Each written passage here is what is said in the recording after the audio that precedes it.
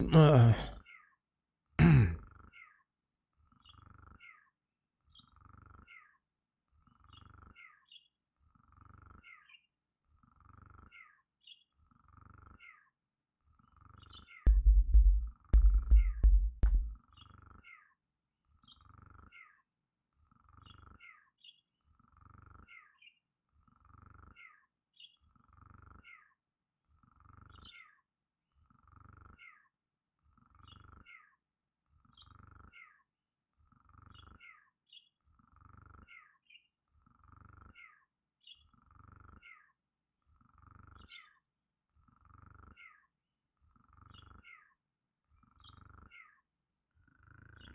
Nice, nice. Ah, spaghetti. Ah, ravioli. Ah, mamma mia.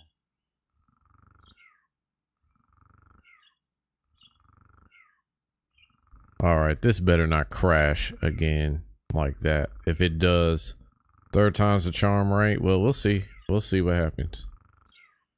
We will see what happens.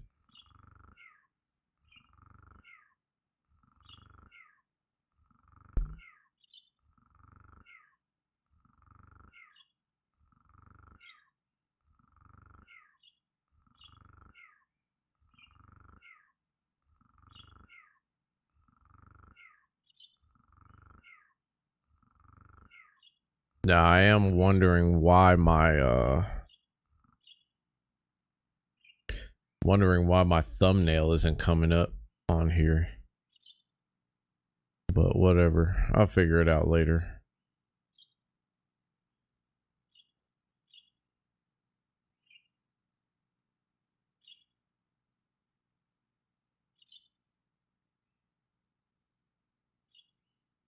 Well, Dr. Lupo's been playing this game for like 6 days straight. Oh, wait. I'm tired. I'm so lost. What is happening? And why is this like in this notify me stage? Hold on. I'm gonna switch this over real quick. I need to go to my channel.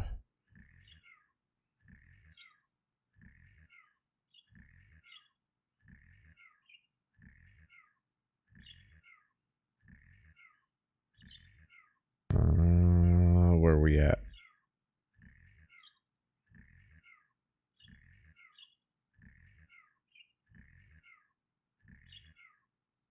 Oh, where's my lives at? So that one's up. That one's upcoming. That one's upcoming. Edit. More actions.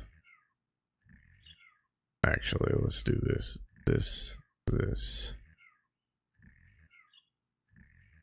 Then more actions.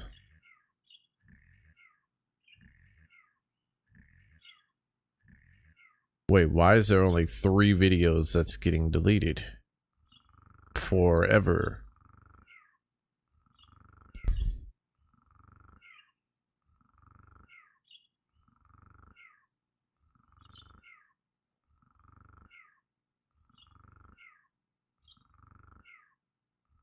This just goes to show you I need to turn off my my stuff more often. While you wait, you can leave this screen. Okay, well then I will leave this screen while I wait.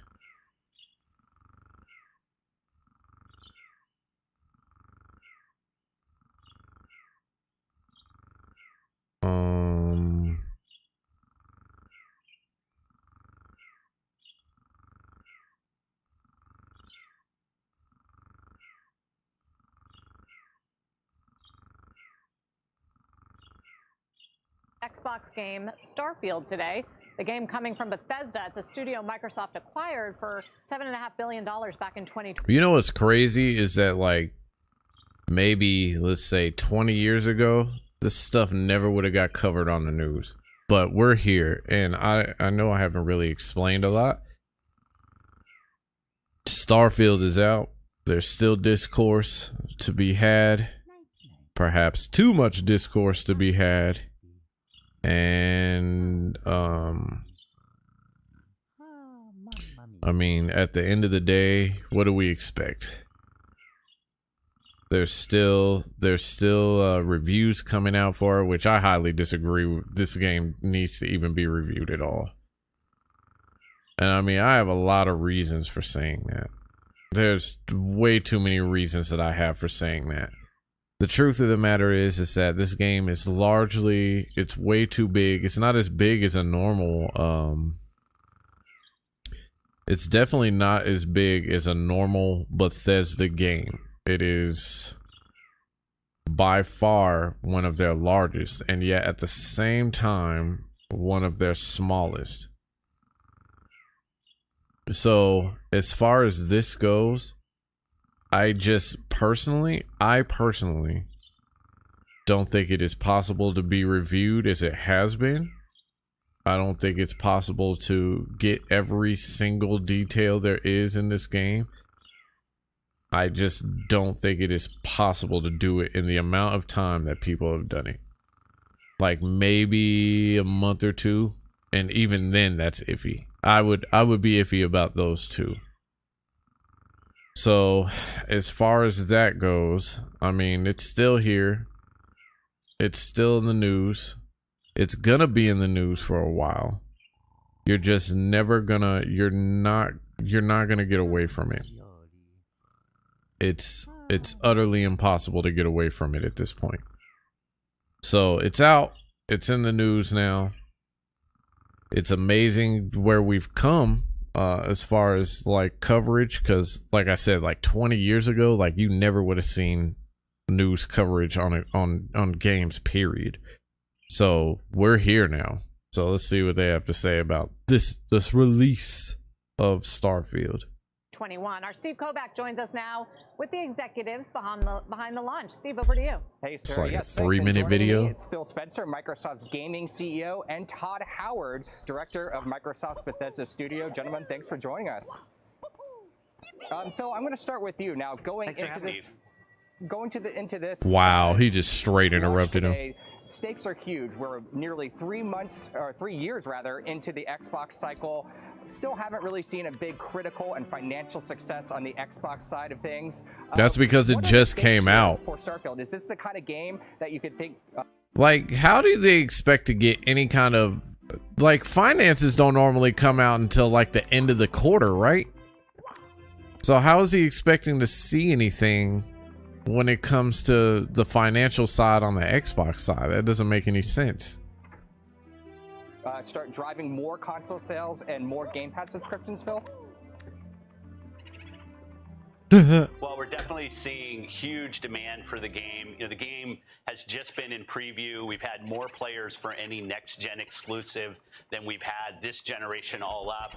Today is when tens of millions of Game Pass players are going to get to play. It's the most wish-listed game we've ever had between Bethesda and Xbox on Steam. Just a lot of momentum, and big game releases are a lot of fun, and it's great to be part of it. Todd, I'll turn to you. You've been working on this game, for the better part of a decade now. It's out now. How do you feel? What's the reception been like, and is that translating into people logging on today and downloading and playing Starfield for the first time? I mean, it's just incredible for us here. It has been a long journey. I'm in the studio. We're just overjoyed with the excitement about the game and getting it in people's hands finally. And really, with our games, we build these gigantic worlds that transport you, but it's really when everybody plays the game that it really comes alive. So we're excited. The games we've done in the past have been played not just hugely at launch, but for years and years. We're going on 12 years since Skyrim, so we couldn't be more excited today. Is it only 12 years? For my next question for you, this game, Starfield, is an exclusive to Xbox and PC. Going into this, there were some people who were a little upset that they weren't going to be able to play on other platforms, but this seems to be kind of your strategy. Acquire a studio, maybe keep the legacy franchises alive. We know you plan to do that with Call of Duty if and when the Activision deal closes through. But should we expect to see Starfield on other platforms ever, or is this what we should expect moving forward? New games from acquired studios exclusive to Xbox? Well, you use the term exclusive, but if we look at it today, people on Xbox Series S, our affordable console, Series X, the most powerful console on PC and via cloud. Wow, my dude. You are still pushing that narrative. Stop it. Just stop it. Because at the end of the day, you're just going to set yourself up for failure. And this is what part of the problem is with why people are so, I think this is part of the reason why people are so critical of what it is that you put out.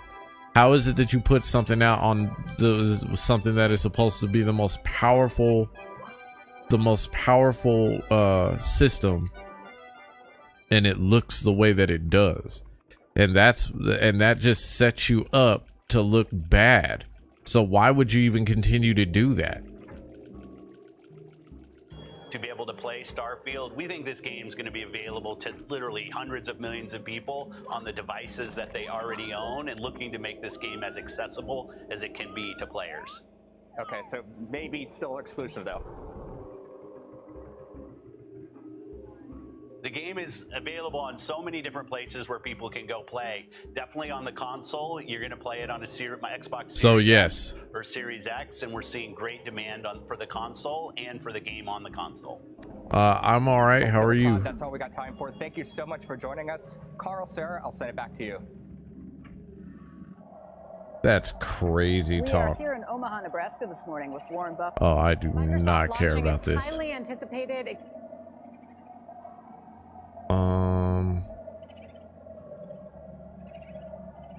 I asked our audience, what would you ask Todd? Big question from many. Why did you not optimize this game for PC? Oof! Ah! We That did. It's burns. That's a hot question right out the gate. running great. It is a next-gen PC game. We really do push the technology, so you may need to upgrade your PC for this game, but it's got a lot of great stuff going on in it, and the fans are responding awesome. And the shots are fired back. Todd was quick on that one. Kara and I have been reviewing the gameplay. We've also been reviewing some of the discussion online. Phil, good to see you. Xbox Game Pass, okay, it's available to anyone that subscribes. So how can you guarantee from a sort of sales perspective that you kind of hit the heights that Skyrim has? If it's available to anyone through Game Pass, how do you ensure people actually play it? Good question. How do you? Well, we can see Quiet people man want to playing, know. which is great on the platform. You might know the game has been in preview for the last week, and it's already our most played next-gen exclusive game on Xbox. So we're seeing huge success. It's our biggest wish-listed game on Steam across Xbox and Bethesda Game Studios history. And now, as you said, tens of millions of Game Pass subscribers and the standard edition retail customers all get to play today. So incredible day, new franchise launching, and it's a lot of fun. And I'm sure you want to dwell on the here, the now, Phil, but you've been asked, and I'm going to ask it again, you mentioned exclusive. So does that mean the Elder Scrolls 6 will be? How do you mark Oh as to my whether this goodness. is the right track? Is he gonna dance around this one too? Man, that's the one thing, like, they made sure, like, Microsoft and Sony made sure they hired, like, the best dancers of all time, because these guys know how to dance around all the fucking questions. Like, these are questions that anybody else like us, we'd have a problem answering these questions. But Todd, Phil, Jim, they're good. They're really good. Like, you can't deny how good they are at dodging these questions.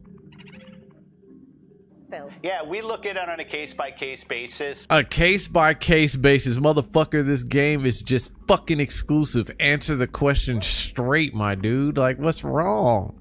Just answer it, man. It's okay. You've already pulled the fucking gloves off at this point. That's what you needed to do in the first place. Just answer it straight. It's exclusive. Get the fuck over it. That's your answer right there. Simple as that. Well, you just don't want to look bad.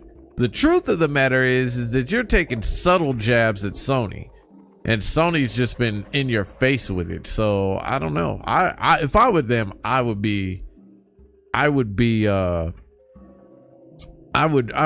seriously just answer the question like, yeah, it's exclusive. If you're on Sony, SOL. With the game. What up, Lone Wolf? Games that we build.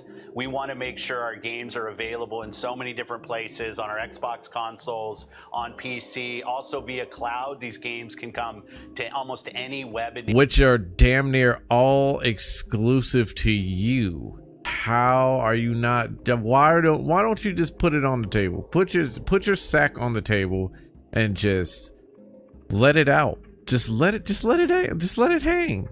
Enabled device. We're looking at, you know, millions and millions of players who will have access to Starfield and other Xbox Game Studios games. It's really about giving players choice around how they want to play, and they build their library of games.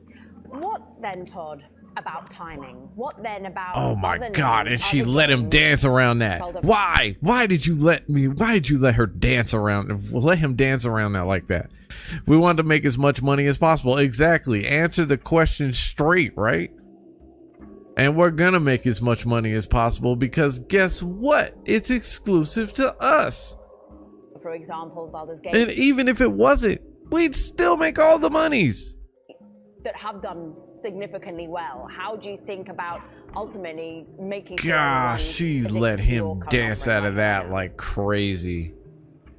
You know, I think I'd if have you been look on at his video ass with games that. Now it is so competitive. I think this year, 2023, could be the greatest year ever in video games. I don't know, but to have Starfield be out there and the response that we've gotten has just been incredible for everybody here at the studio. And the other thing is, yes, it's about launch, it's about today, but our games, they are played for years. You know, we're 12 years after Skyrim. still one of our Millions and most played millions of games. suckers So that we will like to buy build these into worlds our that people can shortfall. really get lost in. The fan Oh man, it's just crazy, right?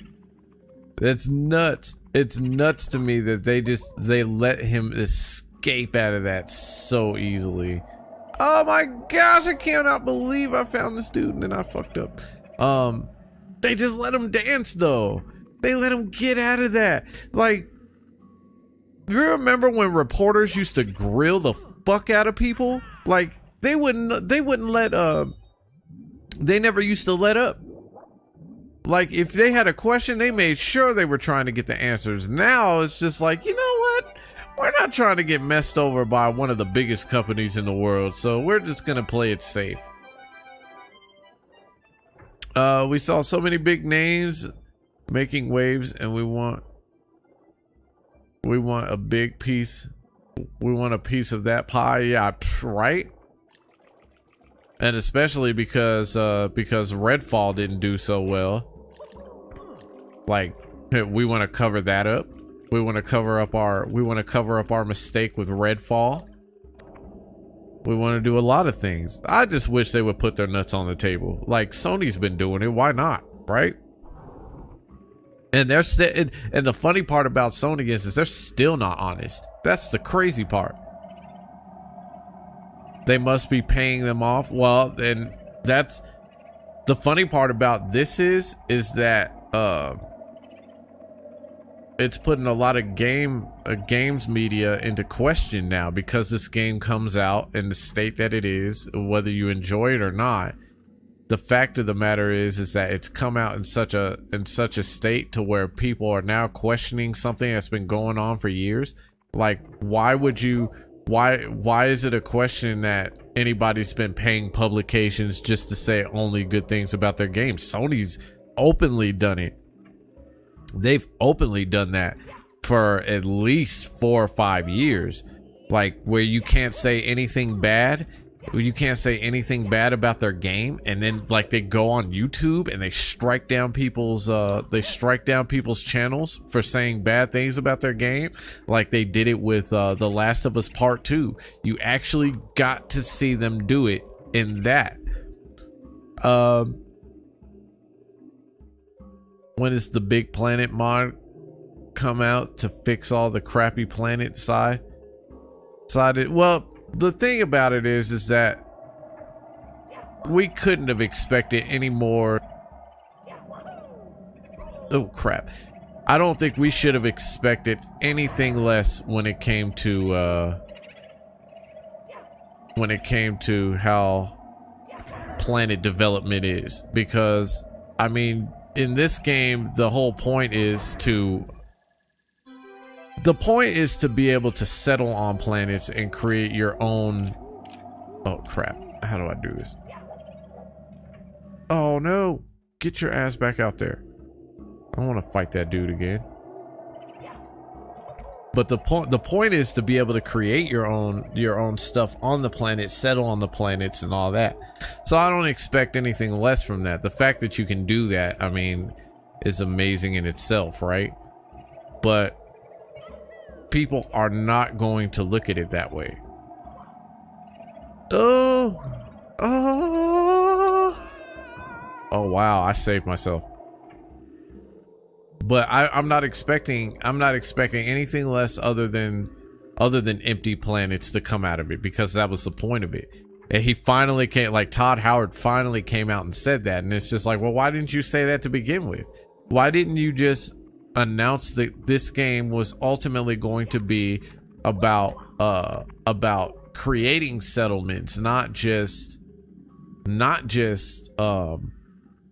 the fact that you can explore space, because you're only selling people on like a portion of your product then, and it's not a very big portion if we got to be real, because out of the thousands of planets, I mean, you can only visit a few, and some of those are gas giants too. So it's just like, it is what it is, man. Like, just say what you're trying to just say what you mean and mean what you say when it comes to that. Like, what is wrong with that? Feedback and what it means to everybody. It really is incredible for all of us here. Todd, I want to go to another one of the audience questions, and it's very specific, but so many people asked it. Why are there no vehicles on planets? Space is one thing, but what about terra firma? It's a great question, actually. It's something we consider. You know, we're going to do outer space, we're going to do planets. Once you do vehicles, it does change the gameplay. So by focusing, once you land in your ship, that you're on foot, it lets us really, for the players, make it an experience where we know how fast they're seeing things. In one sense, you do have a vehicle, which is, obviously you have your spaceship, you can go around in space, but then on the surface, you do have a jetpack, which you can upgrade, which is super fun, new experience for us. But that's not the question. The question is why isn't there any vehicles? The answer to that is because it's empty. It is a settlement where you have to create that stuff to be created. Wait, what? How are you not? Oh my goodness, these people. You don't get to land just anywhere. You have to watch a cutscene, and you only get a part of the planet. Yeah, exactly. But that part of the planet is supposed to be yours to build onto.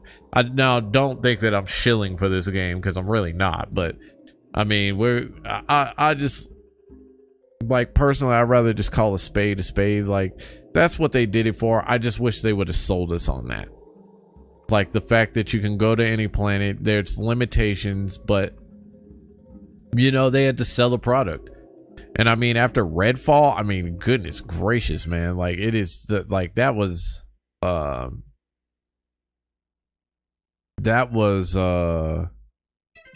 disaster. That was a complete and utter disaster. And I mean, from what I understand, like, there's like cutscene, get in ship cutscene, fly out of the system cutscene.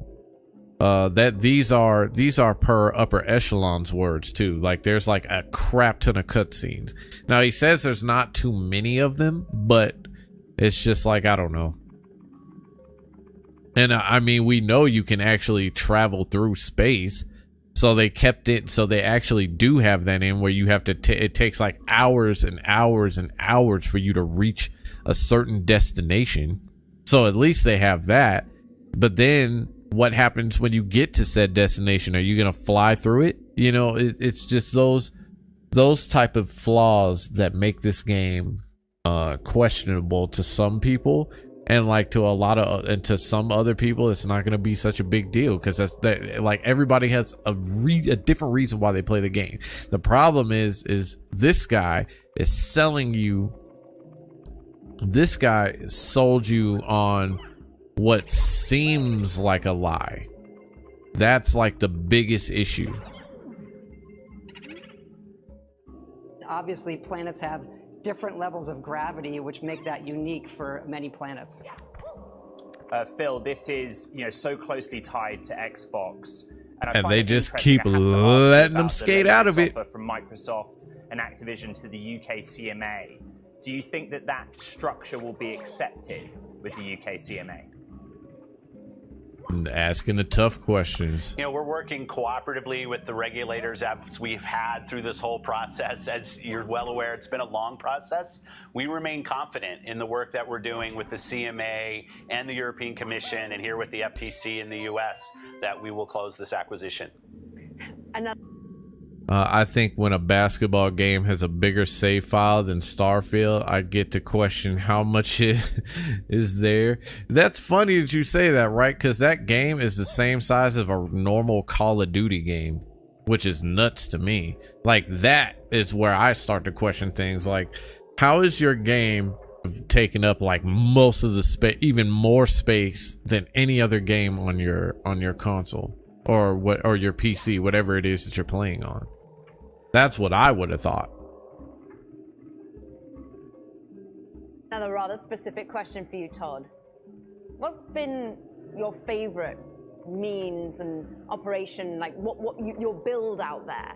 What's been your favorite build, or indeed Trying to lighten the mood. That's cute. Favorite means of traveling through space? Well, when I'm doing my ship, I like to focus on shields and defense, because you never know what's going to happen when you jump into a new system in the game. As far as character builds, one of the things we love to do, which is there's so much you can do in the game. It's almost like 5 or 6 games at once, and we usually tell people, just get comfortable, do what you want to do. If you want to zen out and scan planets and explore them, great. If you want to join the pirates, great. If you want to do this epic main quest, it's really whatever you want to do, whatever you're comfortable with, and really.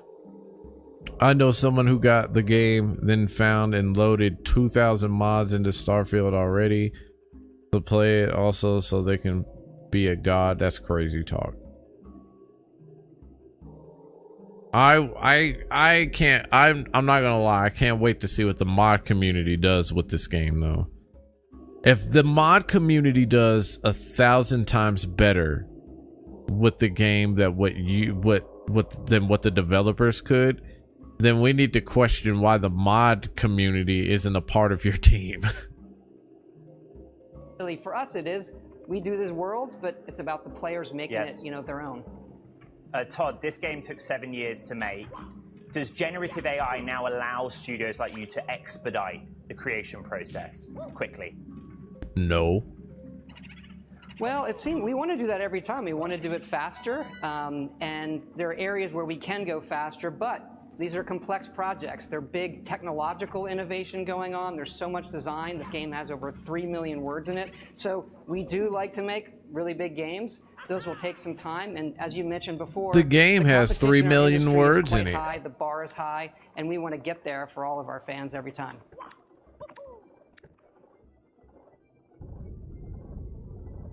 The bad part about this is that like both Bethesda and Microsoft kind of lowered the bar for themselves too. They both did. That's crazy talk. And I kind of wonder if that was strategic or not.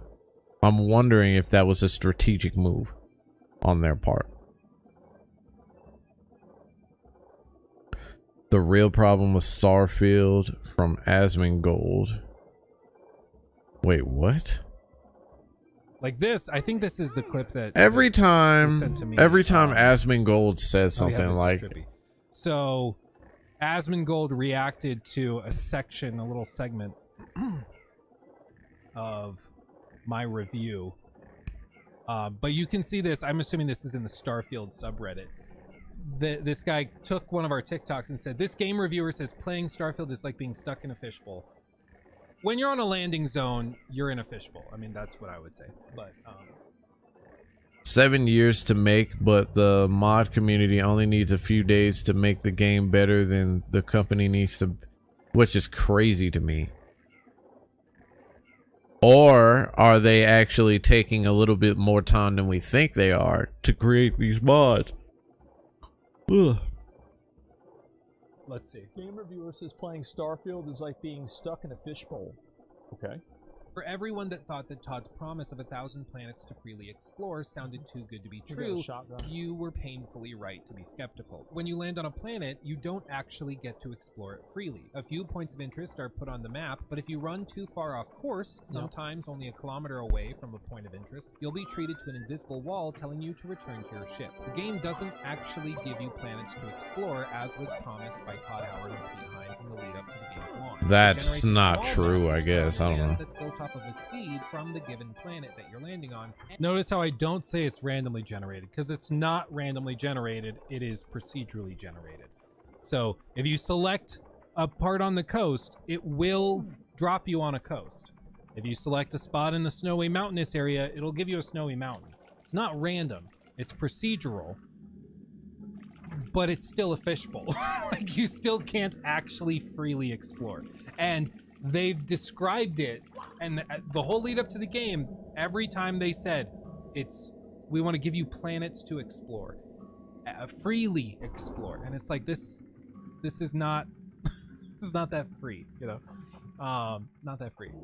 And where on that planet you've selected to land, whether it's a pre-assigned landing location with a point of interest on it, or a random location that you choose. Simply put, it's an illusion of scale and freedom. Though, to be fair, some people won't consider this a big deal, but like I said, it grows all the more frustrating when you go out into the great unknown, trying to explore like previous Bethesda games, only to be greeted with invisible walls reminding you that you're in a glorified fishbowl and not actually exploring a planet. Isn't there there's got to be a wall somewhere in Skyrim, right? I don't know. Yes. I don't think that's a big deal. I'm not. I think if it was a bigger fishbowl, it would be less of a big deal. But I mean, again, whoa. The question is why does it need to be any bigger though? Like, it already. What did they say? It takes like 15 minutes just to travel between each wall on each individual planet. Like, that's crazy to me that it needs to be any bigger than that. Any bigger, and again, we're not talking about this game right now. We're waiting for it still. Right, like things have changed since Skyrim came out, and I think people are expecting for it to be competitive in the modern space. And when you tell people that you're going to be doing stuff very, very similar to, say, No Man's Sky, Star Citizen, Elite Dangerous, that's kind of what you're doing, you shouldn't be surprised when people compare it. You know? Shouldn't be surprised at all. But my biggest, thing is just, I think that the fish bowls are too small. If you gave me a huge fish bowl, I probably couldn't complain that much. But, they took Destiny, EVE Online, and Mass Effect and make...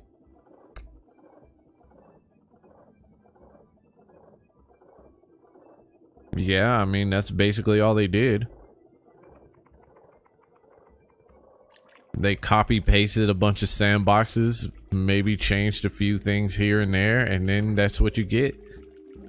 And people are having fun with it, and there are people that aren't having fun with it. It's just like I said, it's going to be one of those deals where either you're going to like the game or you're going to hate it. Why are we touching this game with reviews? Why are we doing that?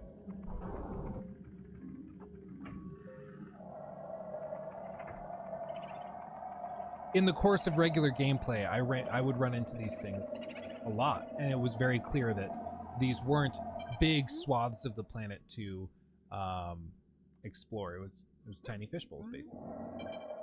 Like, why the fuck? Like, look at what he's doing. Where are you going? But if you run too far, like, there's nothing here anywhere. I don't think the problem is that people should think it's a big deal because the world should be more meaningful. That you should want to explore the entire planet. Yeah, I think that's fair. I mean, if they're giving you a planet to explore, you expect to be able to explore the planet. Yeah. I don't think that's a scandalous thing to say. So if that's what he's saying, I would agree. But the problem is that the world that you Why is there two Asmongols on here now? Right now, this is super sketchy. This is breaking my brain.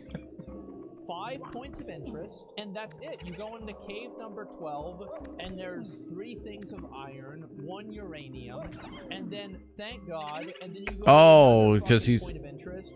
It's another laboratory with a deep cave. Wait, this is the same cave layout as before. There's a pathway and an open area, and the pathway and then 2 different pathways and another open area. It's the exact fucking thing. I went through that cave 3 goddamn times. It's like I felt like I was playing classic WoW again. What the fuck is this? So the problem really is not that you can't explore the entire planet. The problem is that you're a fucking idiot if you want to. That's the damn. The problem this is that you're a fucking idiot if you want to explore those things. That's freaking hilarious. Because it's true. That's pretty funny. Yeah, I mean, it's just, this is why, even if you think that like the nitpicking over the fish bowls, even if you think that that's not fair, which I can understand, like you're like, hey, I'm gonna go to points of interest, I'm gonna fly away, I don't care that much. I can appreciate that, I can respect that, but even with that, you have to admit that the recycled points of interest is a problem. Like, that is a real problem, because in the course of, like, again, I was keeping track of it on a spreadsheet. Crap. In the course of just the 20 hours of gameplay that I was doing that, I ran into a lot of these places like 4, 5, 6, 7 times. It, like, repeatedly, different planets, exact same layout, exact same enemy placement, same loot, same NPCs sprawled on the couch in a certain way. I ran into it multiple times, enough that I felt like I was going crazy. I was like, did I already explore this planet? Nope. I just ran into the same POI generated again. Because, like he said, and the question is why are we surprised by this? I'm not. There's nothing in this game industry that surprises me anymore, unless like a good game comes out. Like the fact that this year has been really great for games has been a big surprise to me. It's been a huge surprise to me that we've even had this many games out, and that's without Microsoft. Like, we didn't need them to come out with Starfield this year, to be honest. Like, we have like a shit ton of games to play this year. Too many to play, honestly. Like, if you're in it hardcore, you don't have a wallet anymore. Like, your wallet's gone. It's been disintegrated because of all the games that's come out this year. they have 10 caves to draw from, and they'll randomly select one of those and place that as a point of interest. And then they have 5 outposts, and the outposts each have a 2%, or not 2%, like a 20% drop rate. And so depending on which one is selected randomly, that gets placed there. And that's how the game works. But there's such a small pool of points of interest that you run into them constantly. And some people will be able to tune that out. But if you're hoping for a Bethesda-style exploration experience where you're going and you're excited to look in every corner of the map and try to discover interesting things and environmental storytelling, you're going to be disappointed because it's just not that way.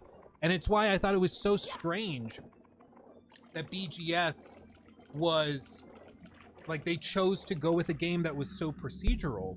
No, Mighty Keith did Baldur's Gate. He did the Baldur's Gate video.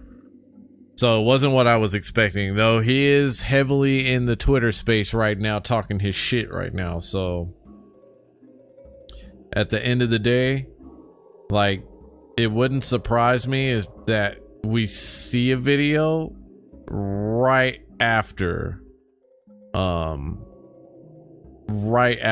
this game has released, which was yesterday. So it wouldn't surprise me if we see one soon.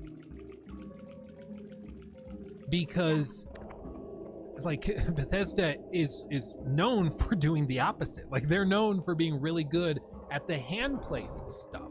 And so to see them go into procedural stuff for their world design in this game was really strange. And we thought maybe they cracked the code. Maybe they figured out how to maintain that Bethesda quality of hand-placed environmental storytelling, but in a procedural setting. That could be amazing. And it's very clear that they just didn't. They just did a really basic procedural system compared to what a lot of other Big Boo's Balcony. Done. And it just doesn't really hold a candle to what those other things are able to do. So for a lot of people that are, like, really into Bethesda games and maybe have not played those other space sim titles, this seems really groundbreaking. But to that, I would just encourage you to go and try those other space sims. If you like this and this seems really cool to you, what games like Star Citizen or No Man's Sky are doing right now will blow your freaking mind. I'll tell you what. It will blow your freaking mind apart. The problem is because there's no reason to go around and explore in Starfield. It's all the same shit. Like, I don't know. Oh, no, it gets better. There's some, no. There was some planets that was good. Oh, yeah, I went to like 15, 20 planets, and every single one was the exact fucking same. It had the same monsters. It had the That's same funny. fucking areas. It had the same loot. It had the same combat. It had the same gameplay. And it was fucking boring. It was. Oh, the map in Starfield. I'm pretty... Yeah, this is this is on the same level as some of these horrible maps from Days of Old. Yeah. What was it? The original Dead Space? Did that have the terrible map? Which one am I thinking? I think it was that one. We played that before the remake came out. Like, there are some games that just have horrible maps where you're like, what am I even looking at? Like, what does this tell me?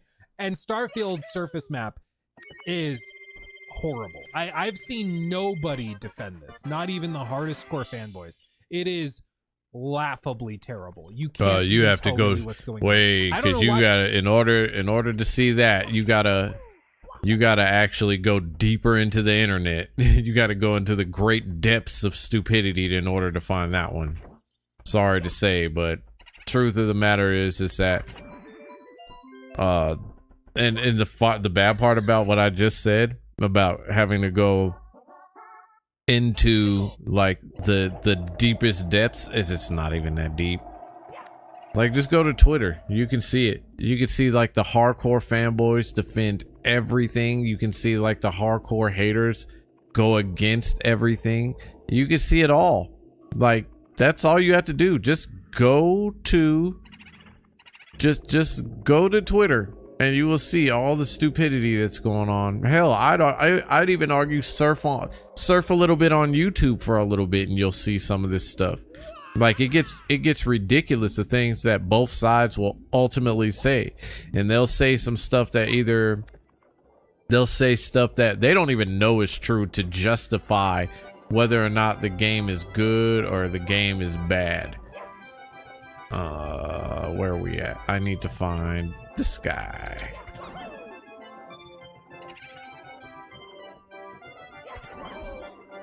Ow.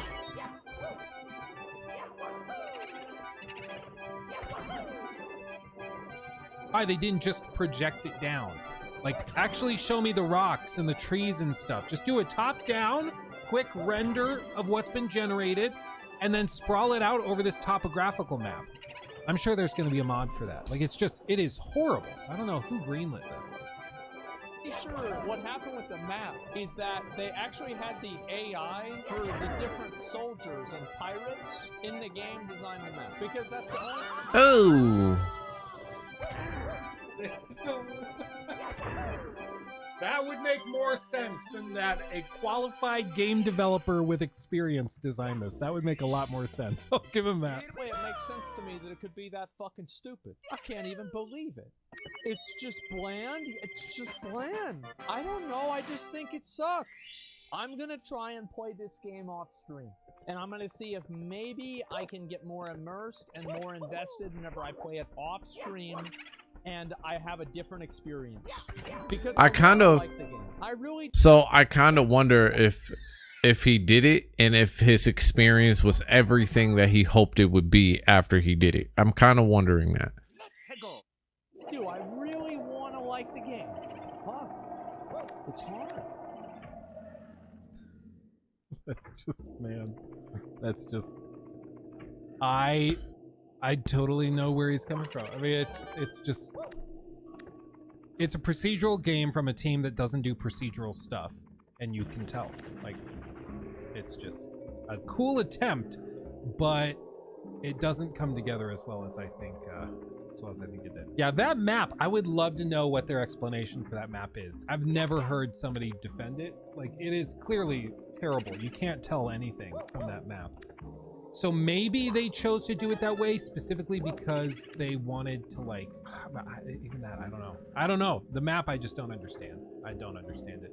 You know, I don't understand that either, especially when, like, all of their other games, they have everything set up to where they know they need a map on the for their world, right? But you have multiple worlds. And so then the question becomes is why did you feel the need to sacrifice one of your most important elements when playing something, especially for travel like this? One would think they would add on top of that rather than take that away. Real quick, also thank you Pig Roach for the 2. I also just realized what your profile picture is. That is freaking hilarious. That is awesome. Another DSP Damn it. aficionado in the chat. That's funny. Did you see he spent $1,900 on WWE or $1,600 on WWE Champions recently? Dude's in a spiral. Hey Luke, thank you for setting my expectations for Starfield. I believe your review for Starfield was a bit too negative in the end. But I get that Really? It was to bunker bust the insane hype for the game. Yeah, I think that was part of it. First, I mean, again, thank you for the 10. That's ridiculously generous. So thank you for that. Secondly, I do think it came off pretty negative, but I think it's because like it's really easy to just assert. Seriously, like we gotta stop with that. Like if somebody sees something like super negative or they don't fully agree with everything that you see with the game, like then just let it fucking be, man. Like it is not that fucking serious. It really isn't. Like this is definitely one of those games, as I said, that people are either going to like it or they're not, and you just can't stop it. You can't make that decision for them and try and change their mind on it. Like, and I don't think you should. I just think it's garbage that we've gotten to this point in society, period, where we think that policing what another motherfucker likes is like the way to get them to like what you like. And they shouldn't have to like what you like. Like, is this a result of inclusion though? Like, I don't need to be included in your fucking activities. If you like it, then you like it. Fucking like it. That's your fucking business, right? Or am I fucking crazy? That gunplay felt pretty good. It felt pretty good. Like I can show you gameplay footage of the gunplay and be like, and look at this sequence where I shot and the bullets land perfectly and the sound effects for the bullet hits were super satisfying. Like there's all that where I think that like I could do that, but I think people here, the gunplay feels much better than it looked like initially. I think the gunplay is actually pretty solid. I can say something like that, and that takes a sentence. The gunplay in Starfield is actually way better than we saw in early trailers, and it actually feels really good. I can just say that. I can assert that. But if I say anything negative, I have to back it up. I have to defend it, and I have to show it with like actual gameplay footage of this character floating into the sky and outside of the spaceship breaking the quest. And that takes time, you know. It really does. What it is and justifying that. And I think a lot of people mistook me taking the time to try and prove my point. If nobody has ever reviewed a game before and you miss one single detail, I mean, it's not like the community is like really hard on you about it, but it is definitely something that you have to be very cognizant of, especially if you have anything bad to say about anything. So it's not like he's just saying that, oh, this game is terrible, and then not saying anything after it to back it up. Like, and the bad part about it is there are genuinely people out there that even if you have the evidence to back all of this stuff up, like they're just gonna ignore it. They're going to ignore it hardcore just because you don't like something, because you don't like what they like.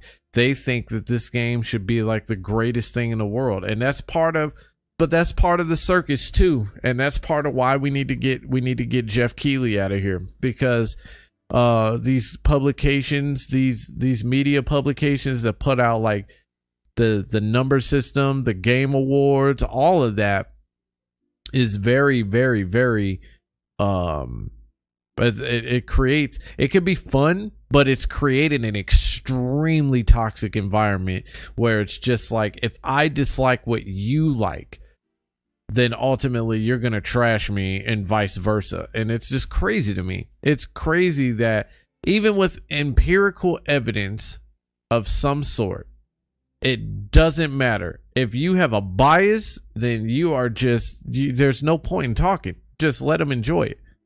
And that's just how it should be. Like, we have gotten to that point where we take this shit way too serious. And then when somebody provides us a reason, even if you were to provide a reason and evidence for that reason, like, it just doesn't matter. Like, reviewing a game is not easy at all. It is very time consuming. I mean, you can have fun. You can definitely have fun playing the game.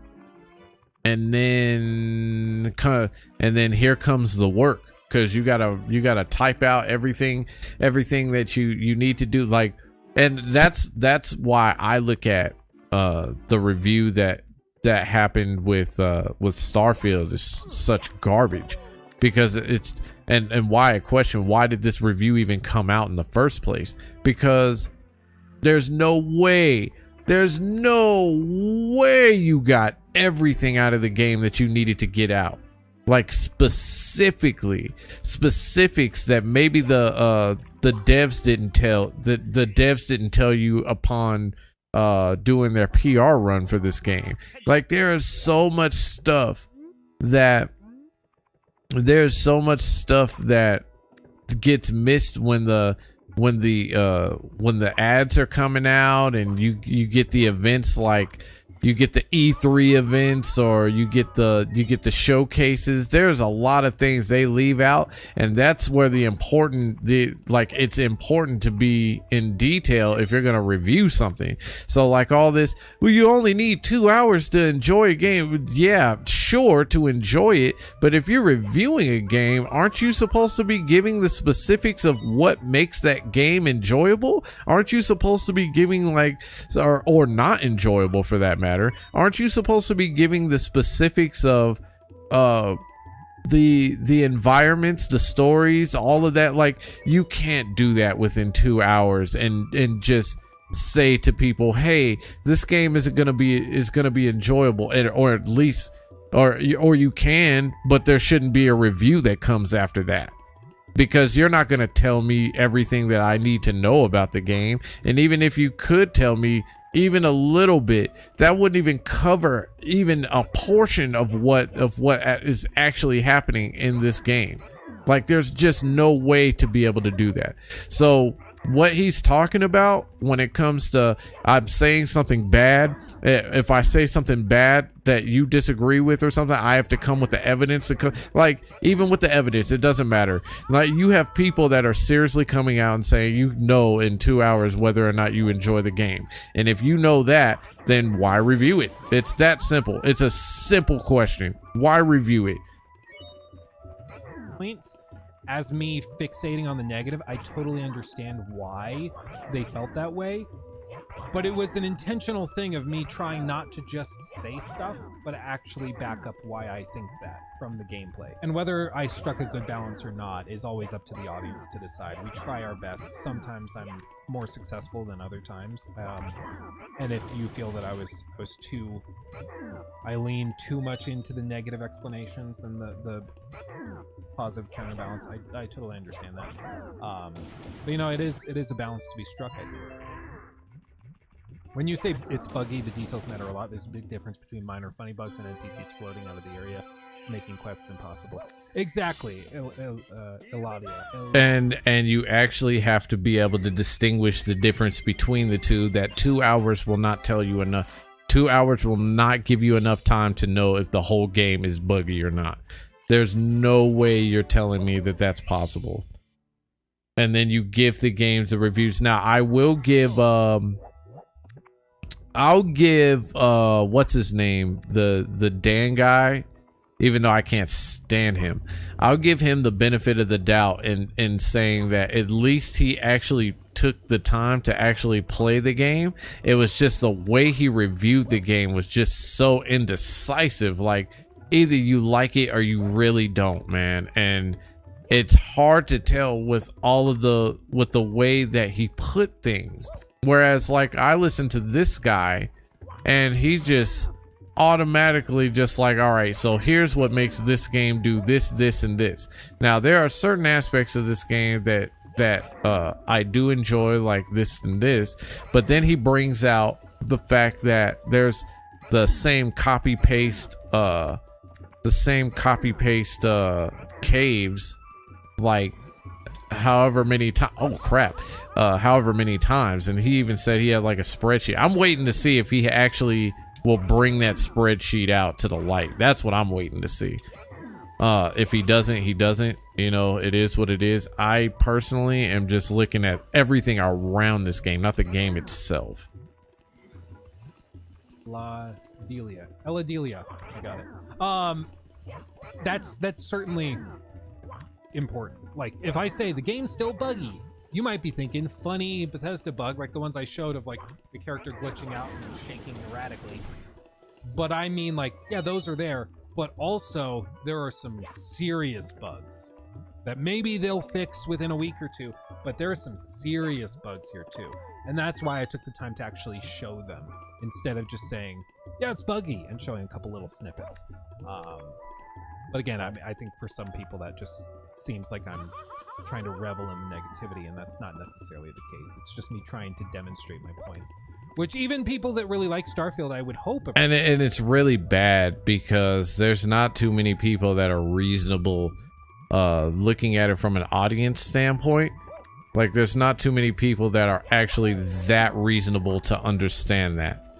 Like, especially when you have such a strong bias, especially as fanboys. Like, fanboys on either side just want to see either Microsoft or Sony win, and whenever somebody downplays, whenever somebody downplays a project from either of those people, they think automatically that's going to be a hit towards Sony or Microsoft, or it's just that anybody's a hater towards them. And it's just like, when did being a hater, when did objective criticism become being a hater? That's what I want to know. And because that's what we need in this industry. That's something that you're not gonna get from games media anyway, and that's been shown on several occasions, even through the Game Awards. That's been shown.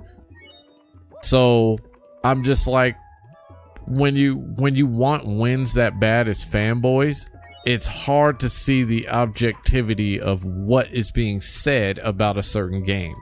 Now, I don't know this guy's history, Luke Stevens. I don't know his history on reviewing, but I would say this: if he were to come out with a review, if a bad Sony game came out, right? Oh crap. If a bad Sony game came out and he reviewed it not as objectively as he did, as he's talking about with Starfield, then I'll question him for sure. And I think that's ultimately that's easily justifiable to question somebody that has such a strong bias. Appreciate, because I'm not just asserting stuff and just saying the gameplay in Starfield's boring and then leaving it at that. I'm like asserting what I think, and then I try to back it up with evidence that justifies it. Whether you think it justifies it, yeah. Whether you think it justifies it or not, I think it's just up to you. I really didn't think you'd get backlash for your review. I don't even know if I did. Like, the fanboys, of course, weren't happy about it. But I think in general, the reception's been really positive. We've seen a huge number of people subscribe to the channel for the first time. Like, that Starfield review, when all is said and done, is going to probably garner about 10,000 new subs on the channel. That's crazy. 10,000 new people subscribing to the channel because of that one review. That's wild. So even if there's some people on like a subreddit somewhere that are pissed about it and think that I was too mean, like, a lot of people saw that and felt that it was... You know, the funny thing is that I watched his review on this and it wasn't all that bad. It was actually pretty fucking reasonable. Actually, some of the people that you wouldn't expect to be reasonable have been fairly reasonable with this game. So I don't see what the big fucking deal is. Like, if it's media, then you need to take that up with them, like straight up, because media is not doing their job. Like, honestly, when did 7 become bad? 7 is safe. 7 is a safe answer. That's why I said Dan should have just gave it a 5 or a 4, and his life wouldn't have been any worse than it is right now.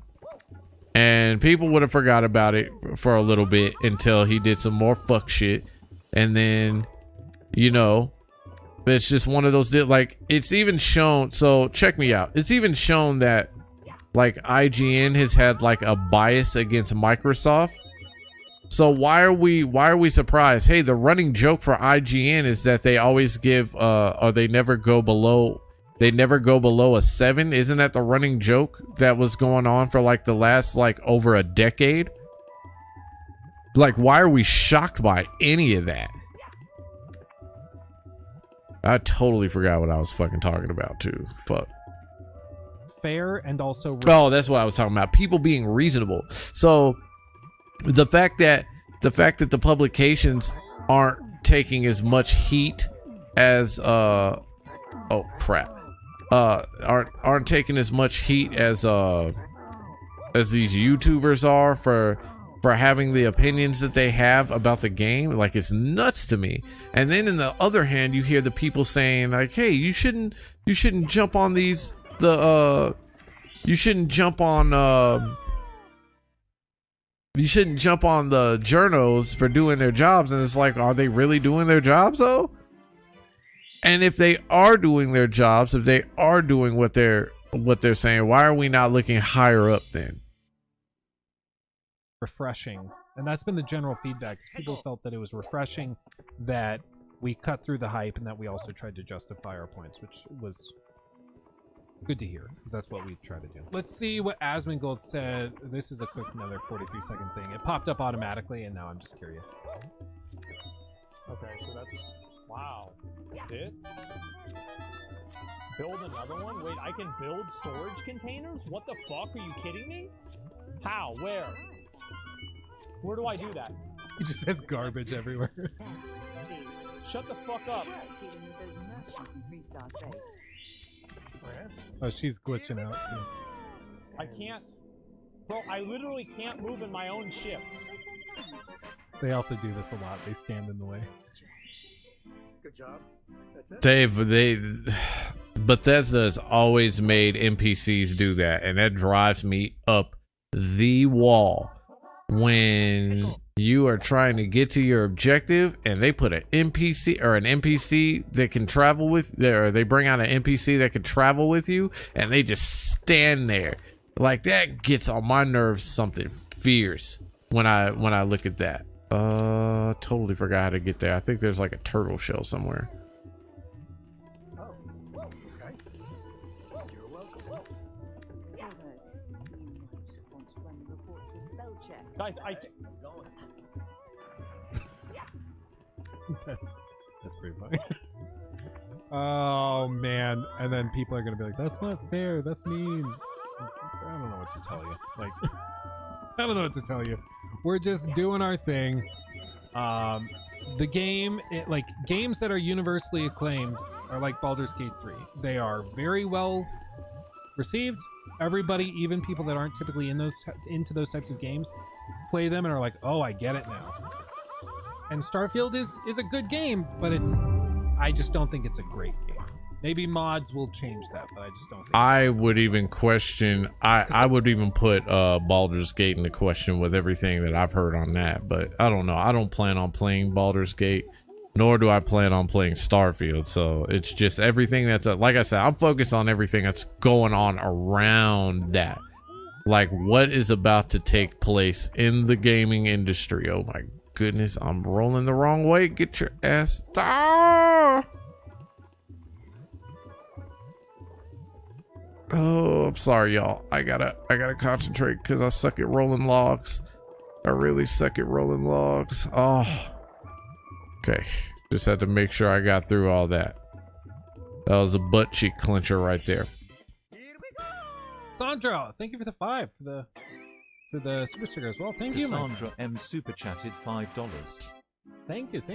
You can see on Todd Howard's face that he's a car salesman. The thing I just genuinely don't understand about all of this is, like, guys, Todd is the one that sold you 76. Fallout 76.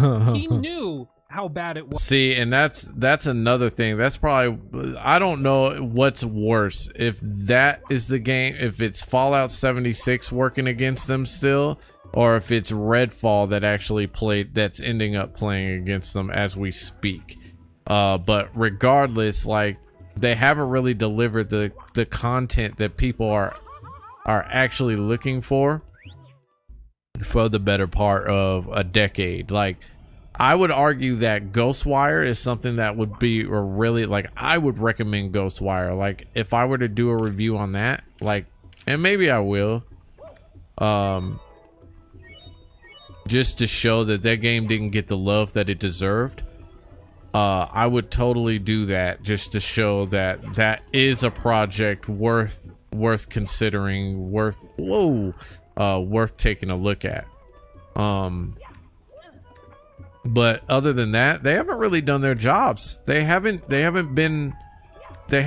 been delivering on the things that they talk about. And when you don't deliver, it's like, yeah, people are gonna have a hard time trusting anything that you do. So they're like in this massive hot seat, and then they're wondering, like, why am I in this massive hot seat right now? Well, it's because you have been delivering garbage to people for the better part of, well, a decade. So what do you expect to happen?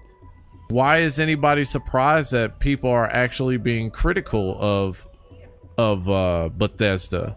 Why is anybody so surprised that there are publications that are hyping this game up, or publications that aren't hyping this game up? I think a 7 is more than fair, to be honest. I think if you go by actual metric standards, I think that like 5 is supposed to sit in the middle. 5 is supposed to sit in the middle of everything. So 5 or 6 would have been fair. If you went 5 or 4, like, shit, man. That's what I'm saying. Is that there's no way that 7 is bad. But we haven't heard anything about a 5. Like, people haven't been giving this game a 5. They've just been saying it's good. It's just, there's a lot of stuff to work against. There's a lot of stuff that might ruin that might not go to your liking. I have a feeling. There is no denying that. He knew how bad it was, and he stood on stage with a straight face, lied to you, and sold you a broken pile of garbage. And now everybody's like, oh, well, but when he says this thing, he's probably telling the truth, though. Like, at that point, you are in a level of like cognitive dissonance and self-deception that cannot be helped. Like, I can try to slap you out of it and be like, guys, stop being stupid. The hype is blinding you.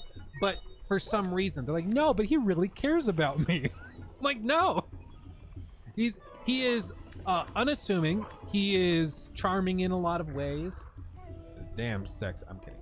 Like, but he is unassuming, and I think that is disarming. People don't think that he would do something to screw you over, but he clearly and demonstrably has.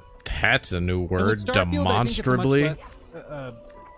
Like, it's not a bad example. Like in the case of Starfield, I think it's a good game. Like I've said a dozen times, I think Starfield's a good game, but it is not a great game, and it's not the game that I think Todd was promising people. And I hope that people, go and collect some clips and throw together like a Krabby Cat video or something showcasing the whole thing, so that we can see kind of how it works and what it's like compared to how we pitched it. But I'm not. You want to know the crazy part that I don't hear anybody talking about right now? Is the fact that Starfield, holy crap. Wow, I really screwed that up. I don't hear people talking about how Starfield needed to get pushed back at the beginning of the year, and still it came out looking the way that it does right now. That is crazy to me that nobody is talking about that. Or at least I haven't heard anybody say anything. I could very well be wrong about that, but they pushed that game back twice and it still came out looking this buggy and still not to the expectations that people were hoping for. That's crazy to me. Great at those kinds of videos, but I know that there are some people that are very good at them, so I will patiently wait for those comparisons of like what Todd said about Starfield versus what we actually got. He took my thing. Okay, yeah. That's... I haven't heard anybody say anything about that. That's nuts to me. That nobody has said a damn thing about that. Let's see what other Starfield news we have. People who haven't played Starfield are now reviewing it. Wow. Video unavailable. This video is private, but why? What the hell? That's actually pretty fucking valid. Like, why would you review a game that you haven't played? Starfield is a bad game. Why is this video private?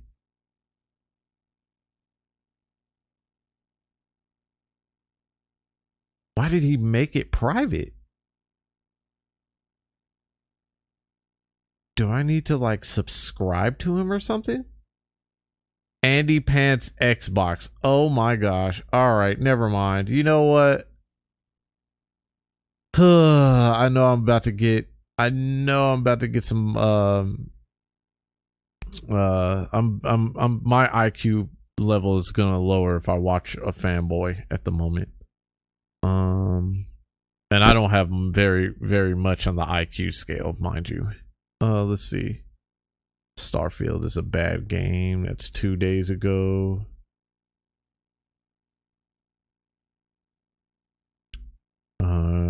Correction to my Starfield review. That's interesting. I got called out, boys and girls. Called out for what was said to be an unintentional lie in my Starfield review. Oh, baby. So basically what happened is that Joseph, a member of our Discord server, which you should absolutely join if you're not already a member, we have a great time over here, he sent a message pointing out that he felt as though something I said in my Starfield review, which is doing very well thanks to you guys, shout out to all of you who watched it. Basically, he said that I unintentionally lied in my Starfield I review know you're lying, talking about I'm a he genius. says that I said planets sarcastically, are just a randomly maybe. generated zone whenever you land, but that's not really true. I did some testing to prove otherwise. And basically what he goes on to show, and you can check it out for yourself on the server, is that Starfield actually does support contiguous landing zones and tiles, meaning that you could land in New Atlantis and then land directly adjacent to it just outside the invisible wall, such that you could still see it in the distance, though you might not be able to reach it. So as you can see here, he's landed in this adjacent tile. Normally, when you're playing the game, the only way that you would ever see New Atlantis is if you land in the landing zone, like right here. Oh my goodness. But now he's landed pretty far away, but he's still able to see the city. It's just the next tile over, and he hops out of his ship, and you'll see a couple of weird things like this that I'll explain in just a moment with him like floating and flying. Again, I'll explain that in a minute. And listen, one of my goals in life is to believe as many true things and as few false things as possible. So if I am wrong about something, I want to be corrected. And in this case, I am happy to let you know that I was wrong. Technically speaking, you can actually jump to adjacent tiles and they are contiguous. If you go to New Atlantis or Neon or whatever, in theory, you can go to the next tile over and then the next tile over and the next one and the next one. And you could, again, in theory, go all the way around a planet in Starfield. You thought it crashed again? Started. Wait, what happened? You're thinking, Luke, if that's the case, why doesn't the game allow you to do that? Why is this something that's just been revealed now with footage of a character flying and doing all sorts of weird stuff in the air? Well, This is because it's not actually the gotcha that I think Starfield fans will Ugh. think that this is. You see, this can only be achieved by use of console commands and with a lot of... Basically, what you have to do is you have to go into the game, use a console command known as show all map markers 0, which is something you can also use in like Skyrim or Fallout 4, and basically it just turns all of the map markers off. Then you end up with a screen that looks like this, and normally you would have the big diamond, which he'll show here in a screen cap in just a second, that shows New Atlantis as a landing zone on Jemison. As you can see, the lodge is normally shown here. You can select it, fast travel to it, land in New Atlantis, and it's no big deal. However, he's turned that off completely, meaning he can now select the directly adjacent tile by selecting the pixel that is next to the landing zone pixel that Bethesda assigned to the lodge and to New Atlantis. That's right, apparently landing zones in Starfield are roughly equivalent to the pixels that you will see on the map screen. So if we're actually in Starfield and we're playing, if you zoom in, you can see it gets a little pixelated on these corners and edges. Each one of those pixels is a different landing zone. There is apparently a little bit of overlap. People have tested the crap out of this and used very complicated methods to make micro adjustments where they move their mouse like 1 pixel over so they can select the next one. And apparently it's not perfect. There are some cases where landing zones overlap over like sub-pixels and things, but roughly speaking, every pixel is a different landing zone. So once he removed the HUD, he went in, selected the adjacent pixel, and was able to land just like you would normally, but this time with fresh points of interest. As you can see out in the distance, these are freshly generated.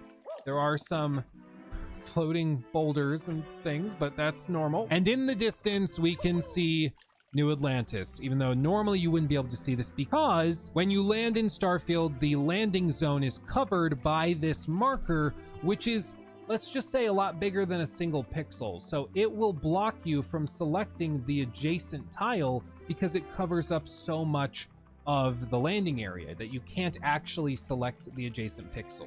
Now, I've seen people on Twitter that have told me they've managed to do it without turning off the HUD, but every time I've asked them to provide me footage of it or video capture of them doing it, they all of a sudden stop replying. So I don't know if they're just capping or if they all had their phone's battery die at the same time. I have no idea, but that to me has not been confirmed. Maybe it's possible, but it seems as though this whole thing is only actually possible if you're using console commands, which is why this guy is able to fly and is able to move so quickly through the air.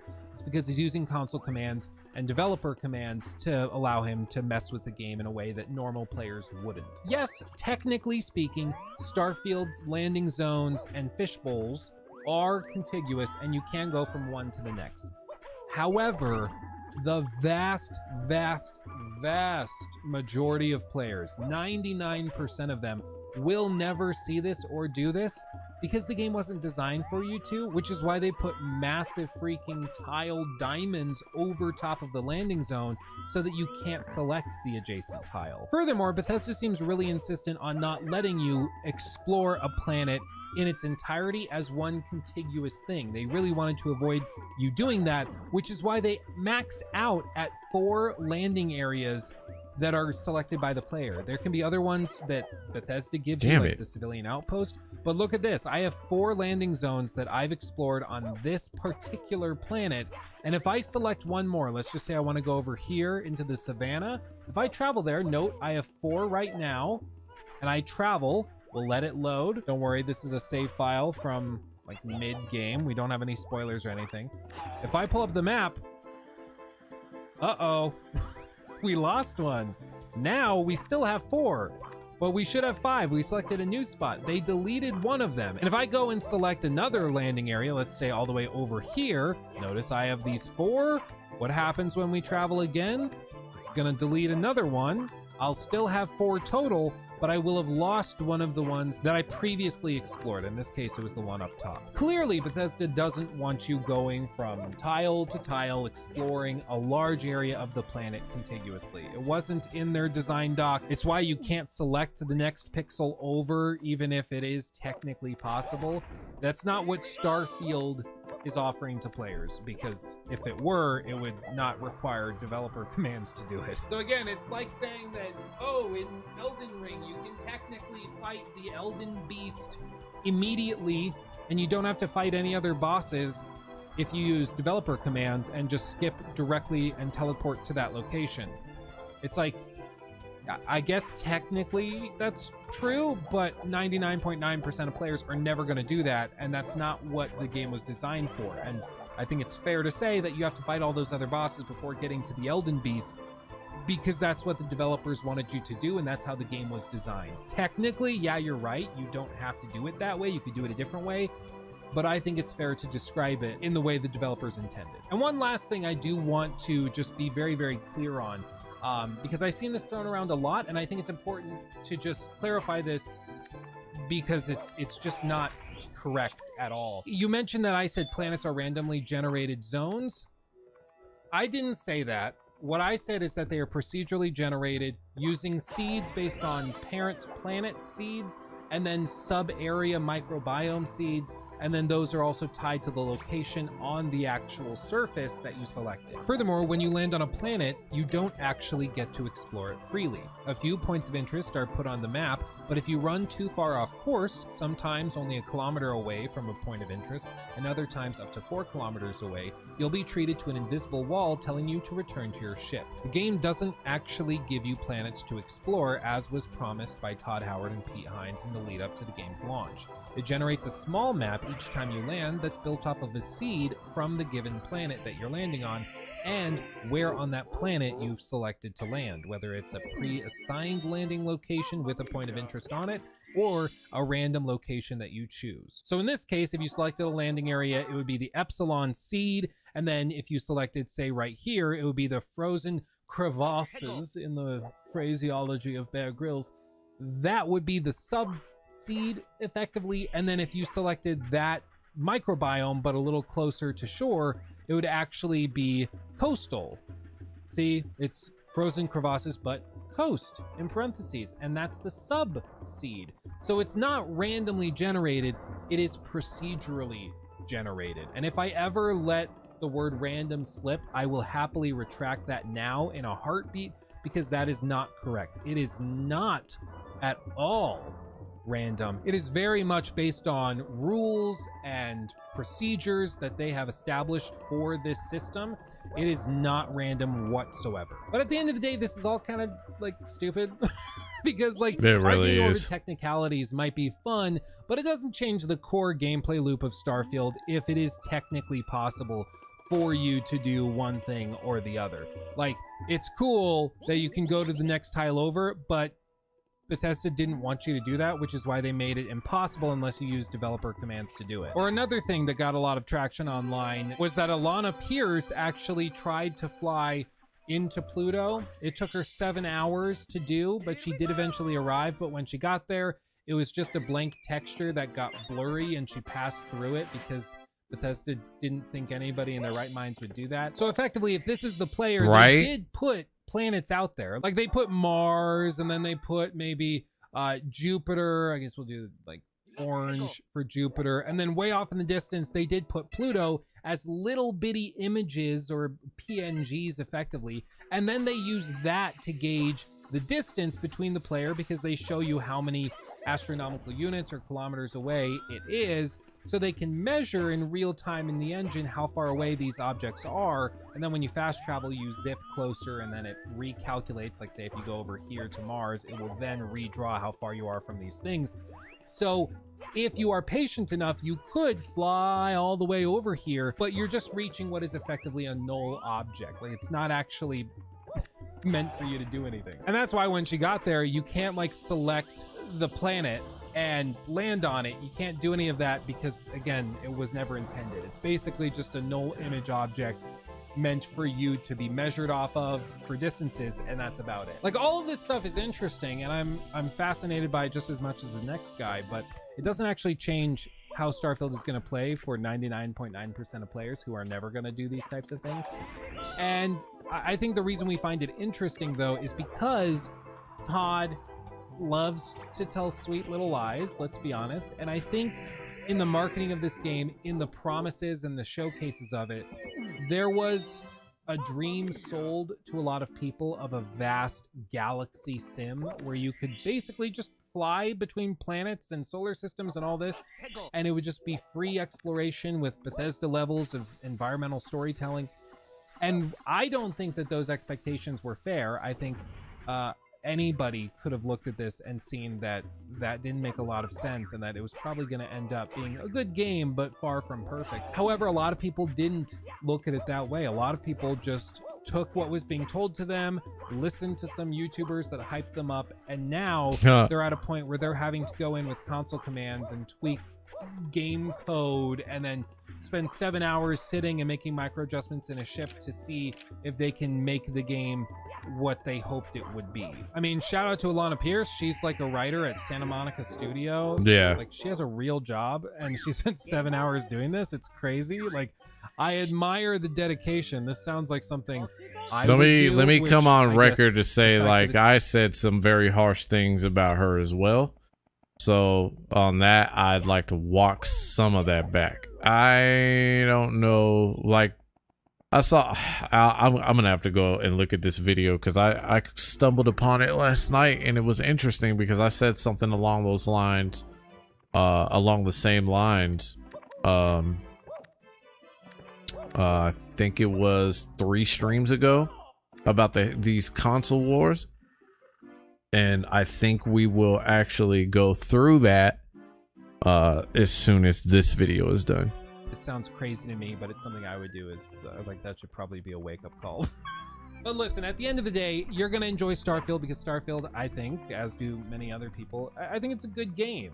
It's just not the space sim amazing game of the generation, genre-defining, back-scratching masterpiece that a lot of people were hoping it would be. It's a good game, but I don't think it's going to rewrite the book on any of this stuff. I think a lot of the stuff that it does in terms of space exploration, in terms of navigation, in terms of many of the things that are new to Bethesda, I think a lot of other games do it far, far better, and that's why it just doesn't quite live up to those high expectations a lot of people held for it. They looked at it and said, okay, well, it's Bethesda, maybe they'll pull off what No Man's Sky was able to do, or what Elite Dangerous did, or what Star Citizen is trying to do, but with a Bethesda spin on it, and it just frankly was never going to be that. That's why everybody that's playing the game right now is saying, listen, it's not No Man's Sky, it's not Star Citizen, it's not Elite Dangerous. It's a good game, but it is still a Bethesda RPG that's set in space, and navigating space is like kind of clunky and weird, but it gets the job done. Like, you can have fun with it, but it's not magic. So all told, I will happily retract my statement that the landing zones and tiles generated are not contiguous, and I will instead say that the tiles generated are in fact contiguous if you are able to use console commands which disable achievements and then spend a good amount of time trying to select perfectly the pixel adjacent to the pixel that you previously landed on. End quote. But okay, that's enough. I know I'm being like really sassy and just kind of douchey about the whole thing. It's just, at this point, like, we've been so fried about the Starfield stuff. I think we're all just kind of ready to talk about something else for a minute. Those of us playing Starfield want to just go play it without having to hear about it nonstop, or justify our enjoyment of it. And everybody else that doesn't care about Starfield. Here's the deal. Since when did you have to? That's the question. When did you actually have to justify whatever it is that you choose to purchase, or whatever it is you choose to play to anybody else? I think that's the issue. That's one of our biggest issues. Didn't I not just say that like an hour ago? Like, we've gotten way too comfortable with policing what another motherfucker plays, and it's just like, well, like, they can do whatever they want with their money. They can like whatever they want to like. Like, that's their that's their thing. Let them do it. Let whoever likes this game like it, let whoever hates this game hate it. Like, it's just one of those titles. Like, it damned if you do, damned if you don't.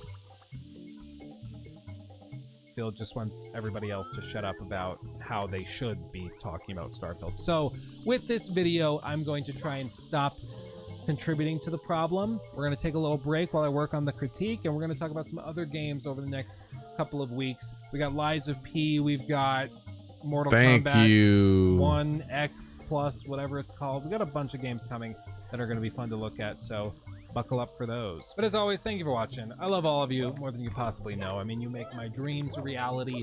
I'm actually about to buy my first house because of you guys. I'm able to do that, provide for my wife and my 2 little boys by doing this for a living. It's crazy. I'm humbled by it every single day and never ever think I take it for granted. I really don't. We talk about video games. That's why. We joke about it. We act a little sassy about it because it's fun. Like, none of this is that serious. We're talking about video games, for God's sake. Like, it's not that my dude serious at said the end of the day. sassy. So I think we can have a little fun with it. But I'm gonna leave him alone because you know what I mean. Know what I mean? Let's see if I can find Alana Pierce. I need that video.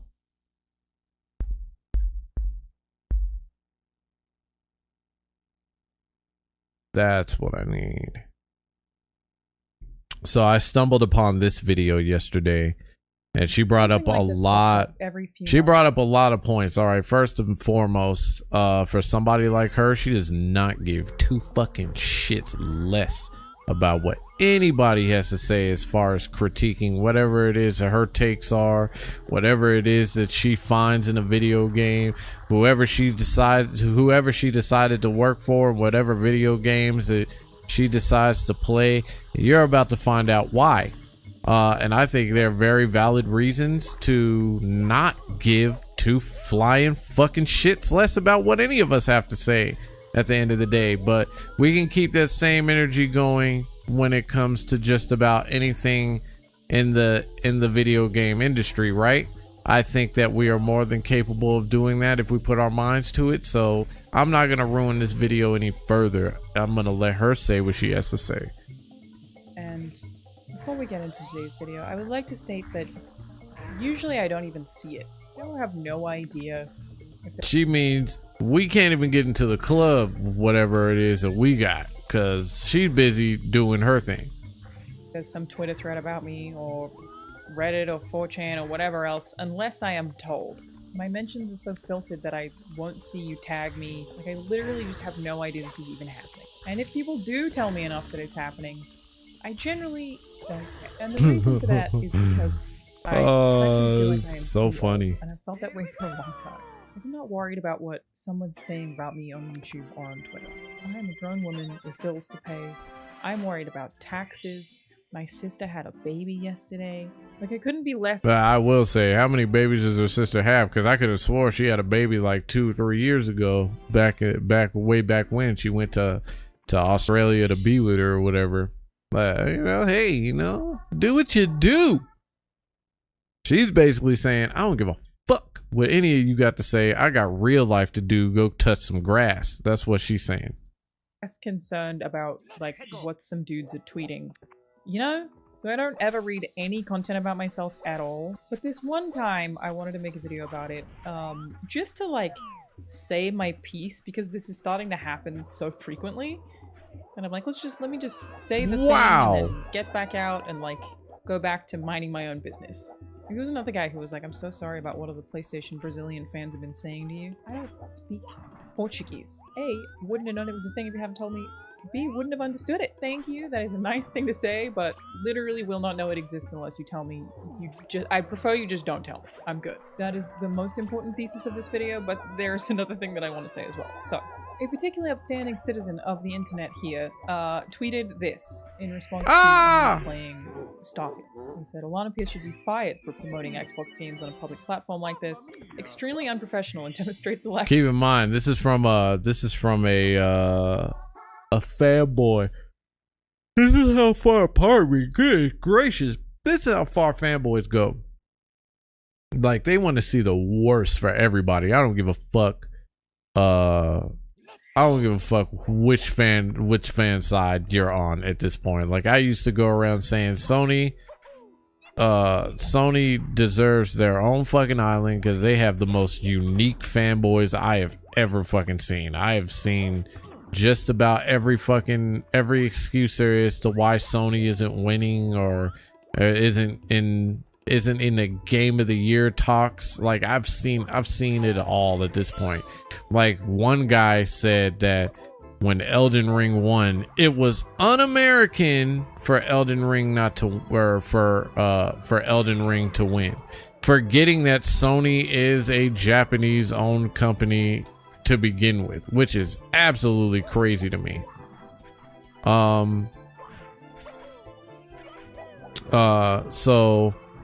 I used to think that just about Sony players. I am very much so on that train when it comes to Xbox fanboys as well now. Like, you just want to see people like, y'all will make threats to people. Like, it is crazy to me the things that you say online just because you feel like you can get away with it as people. And if you start making physical moves against people, then you know then ultimately it's going to be even more of a problem. But this is fanboys in a whole. This is fanboys in a nutshell right here. Lack of loyalty and seriousness to PlayStation, her employer, at Herman Holst. And I will easily say that I said this shit too, just in a different aspect. I said it before I even realized that she was a writer for Santa Monica Studios. Like, I thought that she was working for IGN. Like, that's where my head was when I said it. So, like, for me, I believe that regardless of what this game got scored as a whole, I would have wanted to see all journos from IGN or any other publication put to the sword. Like, maybe not you lose their job, but definitely question the ethics of journalism. Definitely.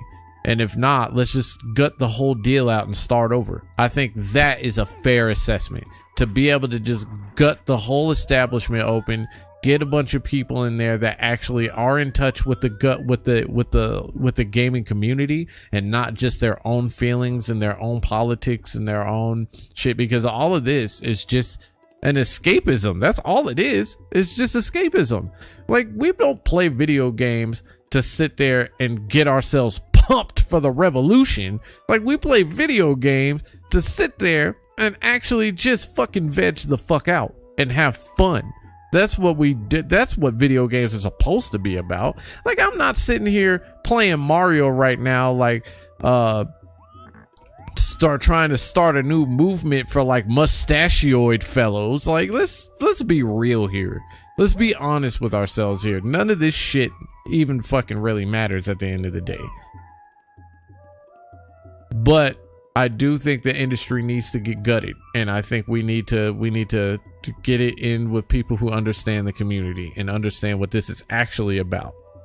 This is not about the things that we've made it about over the last 10 years. It's just crazy to me. Which, as an aside, Corey and I spent about 10 minutes before a meeting today talking about the stuff we were doing in Starfield and how much we were enjoying it, so good luck with that one. I'm also quite confident that if I DM'd Herman and were like, hey, how are you liking Starfield? He'd be like, it's great! But yes, BethesdaNet shared this with me and my reply was, you don't need to share it with me. Like, never feel like you need to share this with me. I don't care. And it happens all the time. Actually, there was one time that it happened where I didn't even know it was happening, that a bunch of people were very mad at me because I love Tunic, until Phil Spencer DM'd me and was like, I'm sorry, this is happening. It's like, I didn't even know. I would never know unless you told me. But yes, we're going to talk about it very quickly today, just to like get it out there about like how absurd this misconception is. And we'll just get back to playing video games, because that's what I do. So for reference, I do have this person blocked, which is very uncommon. Is that it? I only have 700 people blocked on Twitter. I have 500,000 followers. Like, I do not block many people. Gosh I would say 50% damn. of those blocks are because somebody did I something messed and up. I found it funny to block them. Sometimes there are people who I suspect, like this one, I'm not actually sure, I don't know who this is. People will warn me about, like, they'll have enough people be like, hey, this person is doing this, or like harassing you or whatever. And they've done it frequently enough that I will just go and block them based on someone telling me to. Like, I haven't even seen the stuff myself. I'm like, okay, I've registered that enough people are mentioning this that I should probably block this person. In any case, the replies to the tweet are quite funny. You're just like, they had to turn their replies off because people were dunking on them so hard for this absurd take. And it is absurd. This is like, just ridiculous, and I'm sure most of you know that. But there have been some sane people who've asked me questions about how this works as well, and I'm like, let me just address it. I work at Santa Monica Studio, and I love working there. It's the best job I've ever had. I'm so happy there. I love my job. I love the people I work with. Like, I think I work at one of the best game studios in the entire world. That is my honest opinion of working in SMS. I think the studio is incredible, and I work with so many people who have so much talent and Damn it! experience. And like I said, I think some of the best in the entire industry. That is my stance on the place that I work. Similarly, I also have friends who work at Bethesda, and I have friends who work at Xbox, and I have friends who work at Nintendo. When you work in the industry... Because when you work in the industry, she's going to say this too. When you work in the industry, nobody actually gives a fuck what you think. They don't give two fucking flying fucks about who's where. I said this 3 streams ago that there is no console wars. It's fake. It's all fucking generated. It's all public generated. She's about to say it now. But she just confirmed everything that I said. That's all she did. Like, nobody gives a flying fuck about what you think is a fanboy. Like, you're just... So your fanboydom essentially is for nothing. It is for nothing. It is your own... It is your own existence. It is the sign of your own meaningless existence. That's what it is. Uh-oh. Oh, shit. Get your ass up. Get your ass up. Oh.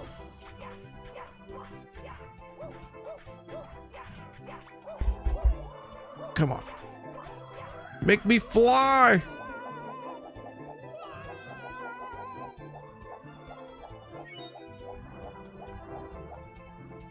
Oh, come on. I had it all down too. You know what? I'm gonna just hit it with the turtle shell. But nobody cares. Nobody cares about what you think.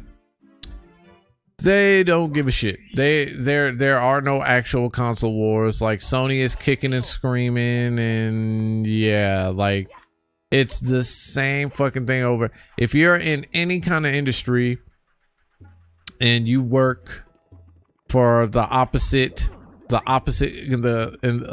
work for the opposing competition, like, that does not automatically mean that you go to sleep and you wake up thinking now about how you're going to ruin the competition's day. It just means that you get up and you know you're in competition, but it's one of those, like, may the best man win type deals. Like, that's what it is.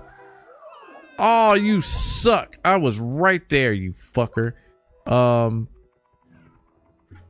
It's just one of those deals. Nobody actually gives a fuck about a console war on the industry side. If anything, they get off. They get off on the fact that you get off on it, and at the end of the day, it's making them money, because you're not making any money. People, I think that shit ended. I haven't, and I could very well be wrong about this, but I haven't seen anybody. I haven't seen anybody make a bag for promotional sides since, like, the days of, like, Ninja and Clean Prince Gaming, and I know those are names we haven't heard in a while. But at the end of the day, it's just one of those deals where it's just like, they don't care if you're not making a bag from, like, they get promotional, like, they realize they get promotion off of us just by us talking about the shit. Like, they don't need to pay anybody to do any of this shit. Like, I don't know if anybody paid attention. If you go back a few, I believe you can go on my Twitch. You can go maybe a couple of years back here on the Alicast. But I said that what is it? What did I say? Fuck, I had it right there in my fucking head. I'm so fucking distracted with this. What did I say about it? It was oh, this is gonna drive me up the wall here.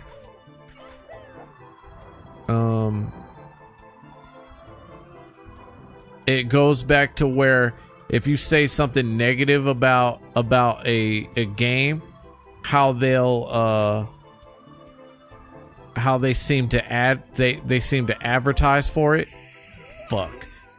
They seem to advertise for it in the ads. Like as soon as you, like, no joke, if you talk bad about a game, the advertisement will come up like right in the algorithms. And I don't know if that's anybody else, but I've noticed it. So they don't need us. They don't need to pay us to say a damn thing, whether it be negative or positive about their game, in order for them to make sales, or in order for them to make sales happen. That's just an illusion that you put in your own head to make yourself feel important. Guess what? Unless you're working for, and I'd even question that about certain companies, but unless you're working for them, you don't matter. You're just another person in the algorithm. That's all it is. And that's what they look for. They look forward to the moment that people get to say or do whatever they want with Starfield or any of these games like this.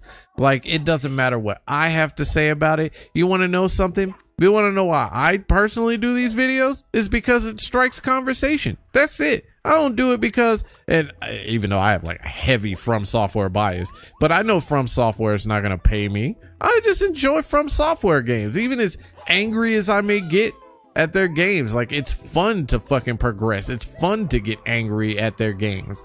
Like, it genuinely gives you a sense of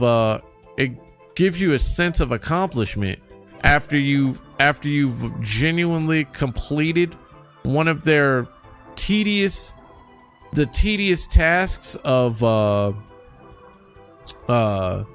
beating one of their bosses or whatever, depending on what boss it may be. Like, it's just one of those deals, you know what I mean? And so I do videos to strike conversation because it's fun. I enjoy having conversations about gaming. I think a lot of us actually enjoy conversations about gaming, right? Like, I can't be the only one. So, like, I don't have like this self-fulfilling purpose to go out and say, I'm gonna save the gaming industry from all these Sony ponies or Xbots or anything like that. Like, let's just call a fucking spade a spade here. Oh my gosh, and I did it again. Why? Let's just call a spade a spade. This ain't that serious. It is a business. It is a big money business, and they are here to take your money. So who gives a fuck, you know? I think if we go into a lot of things like that, if we go into a lot of our conversations with that kind of rationale and knowing that people are going to like what they like, this is a subjective type of deal. If we understand that somebody that's playing a game, for instance, has better inside information than we do on the industry, then you should probably take their word for it, depending on who it is.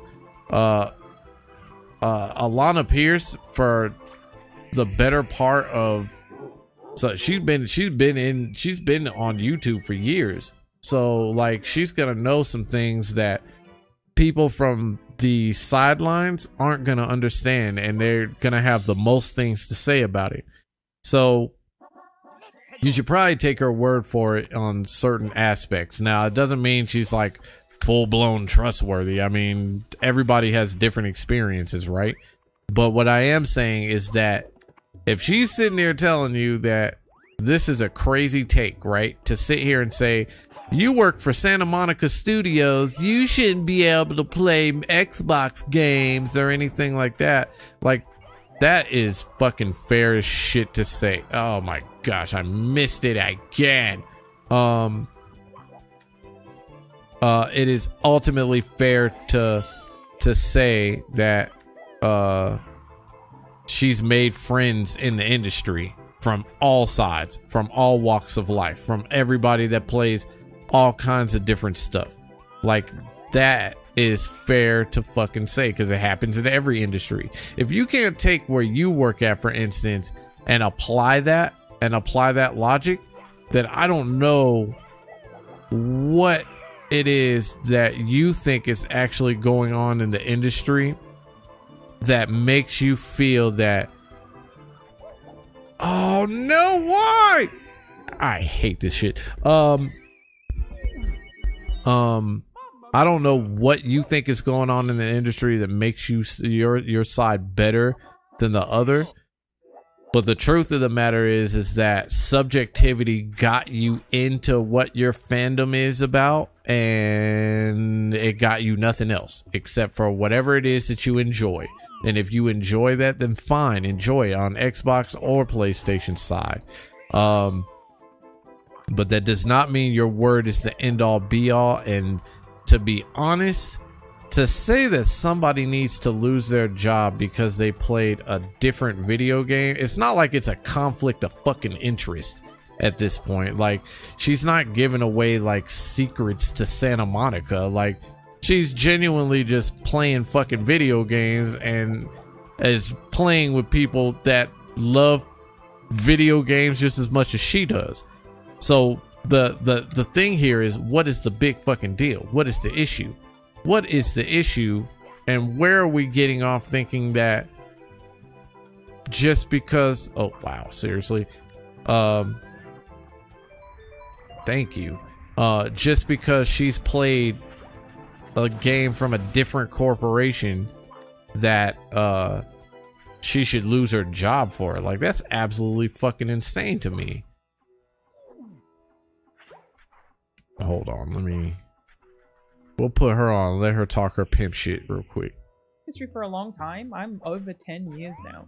You end up making friends who work a lot of places. And I think one thing that people don't realize is that the console wars don't really I gotta do it all over again! In fact, there are people on my direct team at Santa Monica Studio who came from Xbox, who just worked at an Xbox studio. Santa Monica Studio will have people leave who will then go to work at Microsoft-owned studios. Like, I get that these, like, console fanboys think that there's, like, this constant war, but the truth is, the games industry has people sharing around all the time. And you're gonna get a job wherever you can get a job in the industry. If you got a good enough portfolio, you're gonna easily get a job anywhere.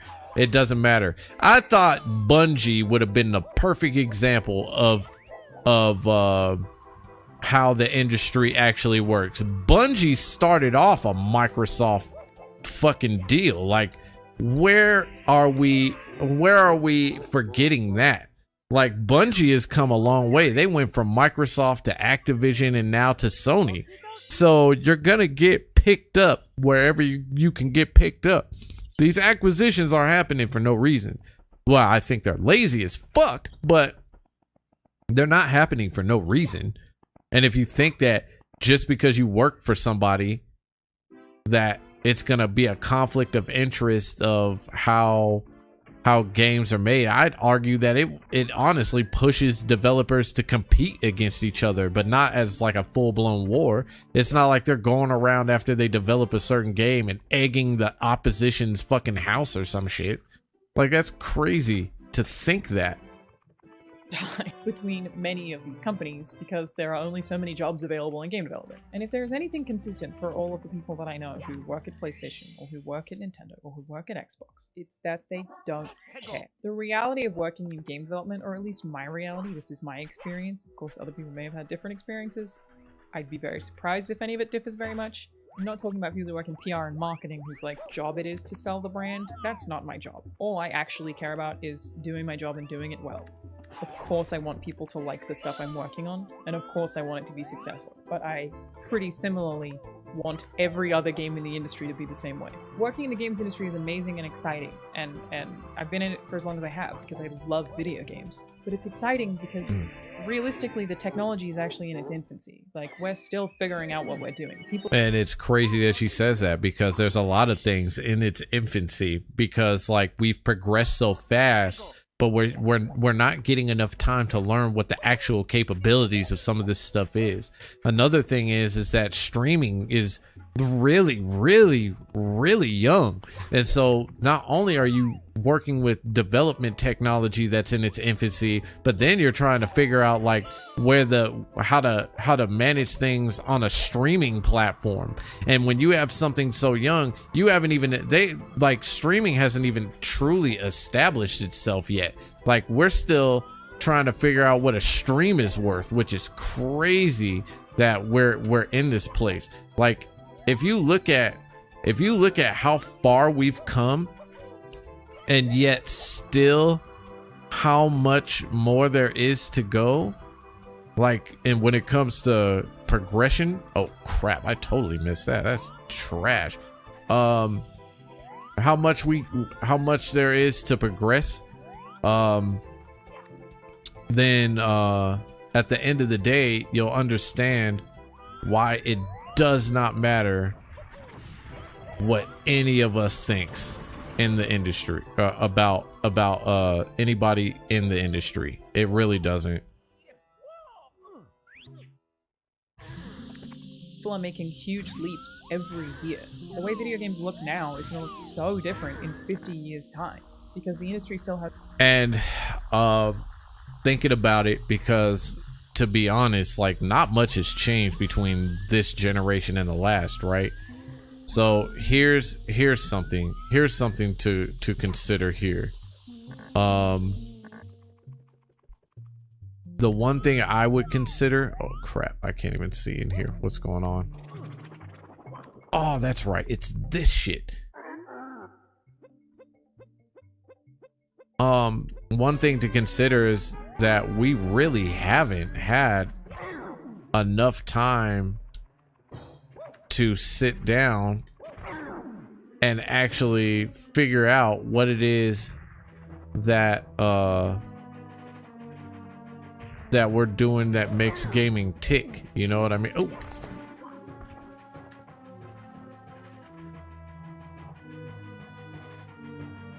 Oh, that's wonderful.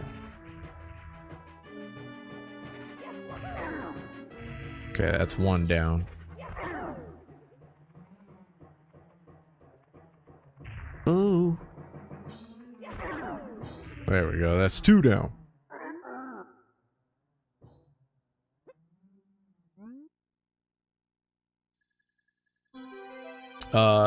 But between this last generation and this current generation, it shows that, you know, things are in a rush.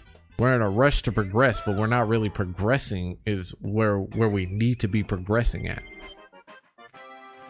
Has so much room to progress. Frankly, I see video games as like almost limitless. Because as the hardware progresses, video games can progress. Like, we can't even fathom the kind of games that we'll be playing in 20 years. Everything is about technical limitation, and there's not necessarily a cap on hardware progression. Thus, there is not necessarily really a cap on game dev progression. So when a big game comes out and people are excited about it, the whole industry is excited about it. I am excited for my friends who work at Xbox. Like I said, virtually every dev when something like this happens is just excited about it. Like a big blockbuster game that's taken 10 years to make and has a huge budget, like everyone else is like, oh my god, I can't wait to play it, let's play it.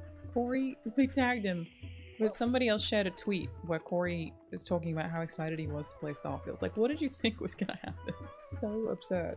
People in the games industry like and care about video games as a whole. I am not concerned about sales or pieces of hardware or content. I am concerned about doing my job well and making a good video game. That shit is for the numbers guys too. So if you're looking to be a numbers guy, then get a job doing that. But the people what she's describing is people that are genuinely passionate about creating stuff in the gaming industry that makes a difference, that's fun, that people are going to be talking about for the ages. That's what she's talking about. That's the kind of love that the industry as a whole needs, actually. I would argue that that's the love that's been lacking in the industry because we've just forgotten that. And I think that's where the indie side comes in. Like, the indie side like gets that praise from me because they don't have anything to lose. And I could very well be wrong about praising the indie side. But you know what? At the end of the day, oh crap, that's right. I lose my hat in this motherfucker. Oh, that sucks. Where'd he go?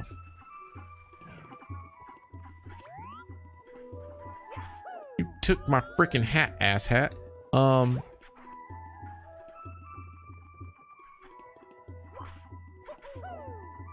Damn it. What was I saying? She's just passionate about what she loves. And I think you should be. I think you should have that kind of passion. Without being criticized for it. Like, she wants to play. She doesn't just want to do shit in the video game industry. She wants to play video games too. And you shouldn't be restricted. Like, I think this is where like gatekeeping goes too far. Where we start trying to restrict what a motherfucker plays. I think that at the end of the day, here's my thing. I don't think you should play anything that you're not going to be interested in, or that you feel like you got to force a motherfucker to fix for you because you're looking for a convenient way out. I think that if you like something, you genuinely just like it, and it just is what it is at the end of the day. But if I work for Microsoft, right, and Sony comes out with a fire ass game, I'm not gonna fucking not play the fucking game just because you don't want me to play the game. Fuck you. I'm going for it. I'm going for it because I genuinely love to play video games. I'm not doing it for your fucking approval. Fuck you. Like, what do you have that what do you have to gain from telling me what to fucking play and what not to play? You have nothing to gain from that. Game and enjoying what everyone else makes too. I have always loved Xbox and PlayStation and Nintendo. I used to work at Xbox. I have 2 Nintendo tattoos. I currently work at PlayStation. It would not surprise me if I continue to work. Okay, Alana, I don't care about your Nintendo tattoos. I will say that.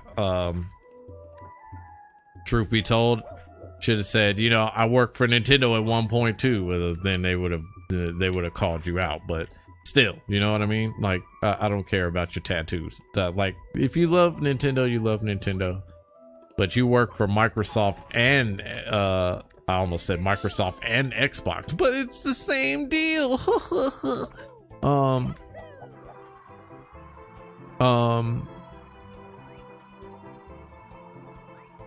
But oh shit, I'm gonna miss this one.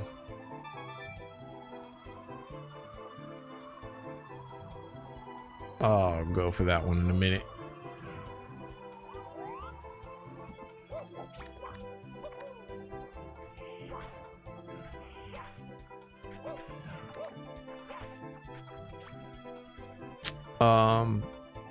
But yeah, obviously if she's worked for these companies, like, she has something to offer. So I mean,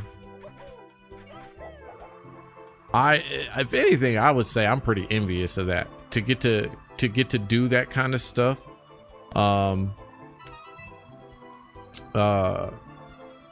as a full-time job. Oh, I'm fucked. No, I'm gonna fly first. I'm like, to get to do that as a full-time job is just amazing. It's just it's like catching lightning in a bottle to even get an opportunity to do that. Like, say what you want, but even with a degree, it's really hard to get into the industry, especially because even with a degree, you don't have enough under your belt to actually get into the industry. And there's so many aspects to the industry that's really hard to get into, especially on like the development side, that it's just really on the development side, it's really taxing on the energy. Like, the amount of hours that you spend in the, like, I can only imagine how many hours she's actually in the office spending writing. For all I know, she might not even have to go to the office to be honest, because she might have the rights to sit at home and do what she loves, which is even cooler. So if anybody's saying anything like that, like, just remember that this is something that you probably don't do because you're busy on Twitter talking a bunch of shit. You have no idea even what's even going on. For all three of these companies as I continue in the games industry, because I love all of them. I love the stuff they make. I love that they're making different things. Like, I'm just so happy to be here. And it is not my job or the job of anyone like me to worry about, like, Starfield being successful or not. Like, I just want other video games to be successful. Especially when they're single player and don't have microtransactions. Like, that is the kind of games that I want to make forever. So I always want every other game in the games industry that follows that same pattern to be as successful as possible. I want it to be a commercial success. And so, like, all these console fanboys who care about this, like, again, I know most of you don't, and most of you are rational people. People who actually work in the game development, everybody's just excited about video games, man. Like, they don't care who made them. They're just happy that all their friends who work in dev made something cool. And, like, of course you have multiple people who jump between companies, so you will end up working with someone who worked at Bethesda or end up working with somebody who worked at Santa Monica Studio. Like, it's just the way the industry works. The stuff that you think matters does not matter. It maybe matters to a marketing department or a PR department, I don't know. But I can also tell you a little bit of my experience with the marketing PR departments. Hey, what did I say? The numbers guys. Those are the fucking numbers guys. Those are the people that it matters to. So unless you're a numbers guy, then I wouldn't even fucking concern myself with it. Because even with the numbers, like, it's been shown that fanboys can't fucking fathom a damn thing that happens in business as a whole. So it's just as I said, the numbers guys worry about that shit. So when I worked at Xbox, PlayStation still gave me a PlayStation 4 and they gave me early access to games. There was no hesitation there whatsoever. They still gave me access to PlayStation stuff. Now I work at PlayStation and Xbox kind of hesitated a little to begin with and now give me access to codes for Xbox games. But they did used to give me, like, all the cool stuff, like the controllers and stuff. I don't get that stuff from them anymore. Like, I clearly, like, was moved around a mailing list a little bit. PlayStation didn't care. Nintendo also didn't care. They gave me everything when I worked at Xbox, didn't care at all. And nobody at PlayStation or Sony at any point ever has ever told me not to talk about games on other platforms. In reality, the thing that I do have restrictions on is promoting PlayStation. I no longer get early access to PlayStation games. I can't do an early impression. And that is working for PlayStation. Keep that in mind. Like, that shit is crazy. Like, that the fact that you don't even get early access to a company that you work for, like, I'd be worried about that. Of a PlayStation game. I can't do, like, my first hour gameplay of a PlayStation game. I have to buy all my PlayStation games and I buy them on release. There was an ad agency in Australia that wanted to pay me to make part of an ad for Ratchet & Clank because they knew I was super excited about Ratchet & Clank Rift Apart, but somebody at Sony said no. It's like a totally respectable ethical stance of, like, you can talk about Xbox and Nintendo all you want. They have never said anything that would in any way disparage me from doing so or discourage me doing so. I just can't get early access to anything PlayStation related, and I don't get the, like, fun mailer kits that a lot of my friends who work in media get.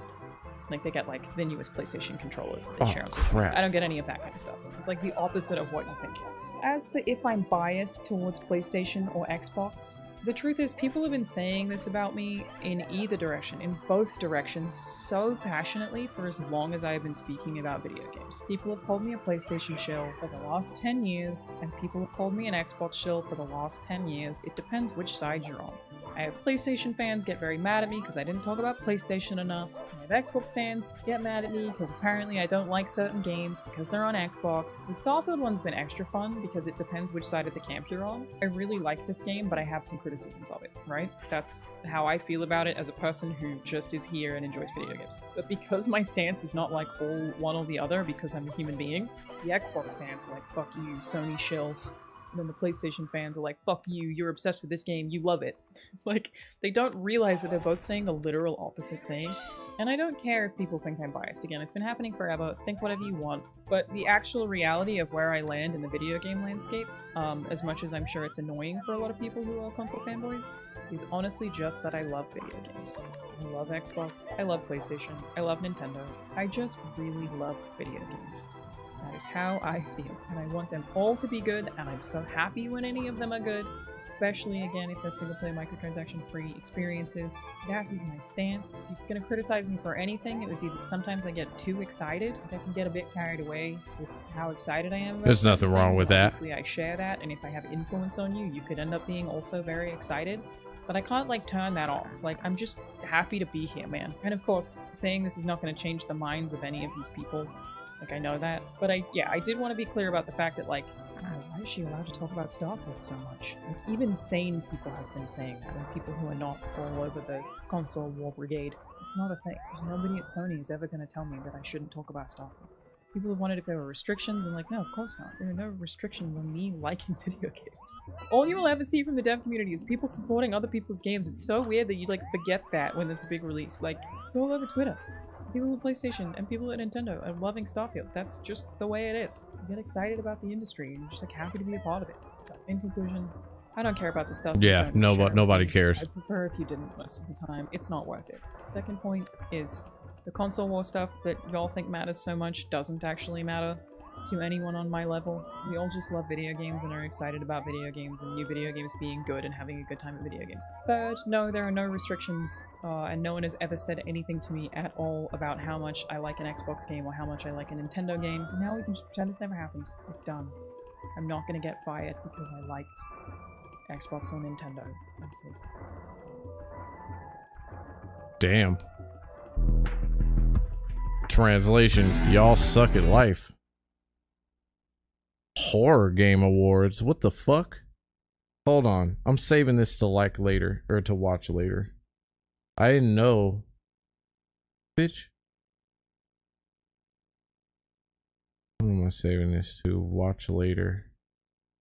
There we go. Oh, this is IGN too. Ew. Something like this pops. But yeah, that's been the basis of what is actually happening around Starfield.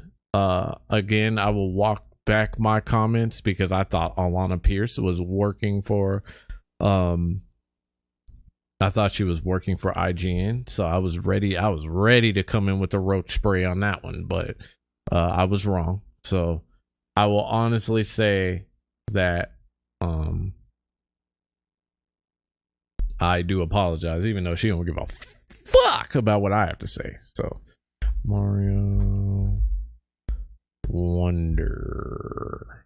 Let's look at that. I'm tired.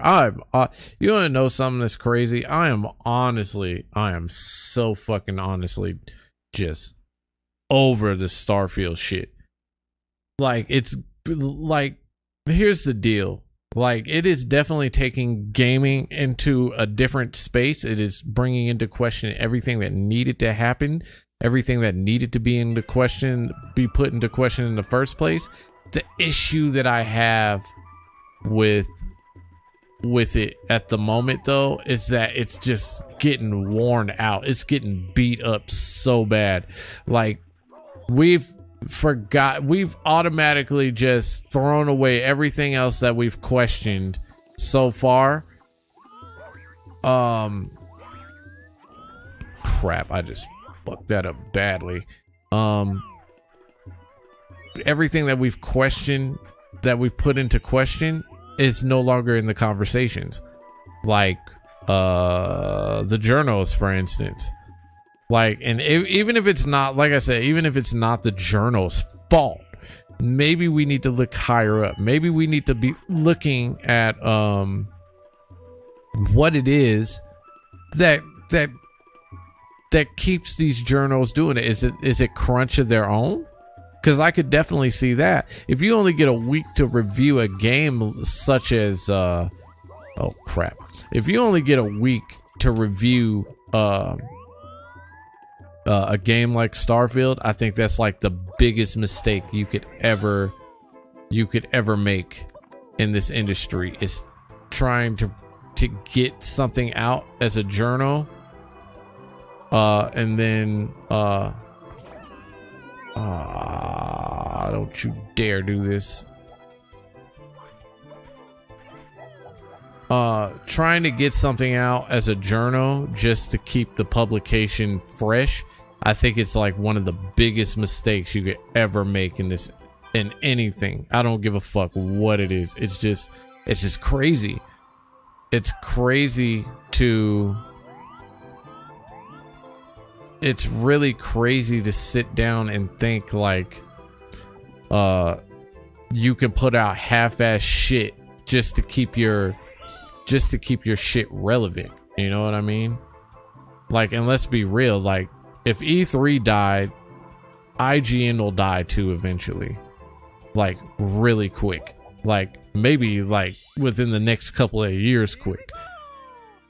I guess we'll just find out, but there was a lot of half-ass reviews that just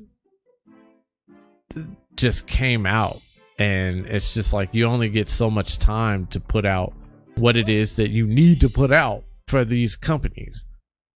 So it's just like you can do bad all by yourself. What would be the point of putting out something half-ass for a corporation when you could do better for yourself on your own channel? And all, like, it's just nuts to me. But anyway, I want to check out this Nintendo Direct because I missed it. Like with all this crap going on. Let's see what Mario's got going on. Welcome to the Flower Kingdom, a not-so-distant land just beyond the Mushroom Kingdom. Mario and friends were invited here by the benevolent Prince Florian. But Bowser, the king of the Koopas, had other plans. With just a single touch of the mysterious Wonder Flower,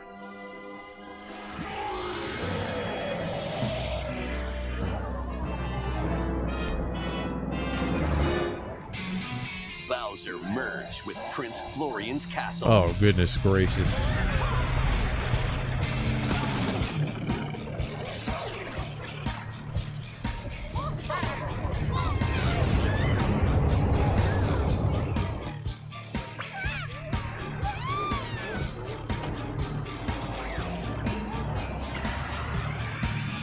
Why the fuck does that sound so epic? That's crazy.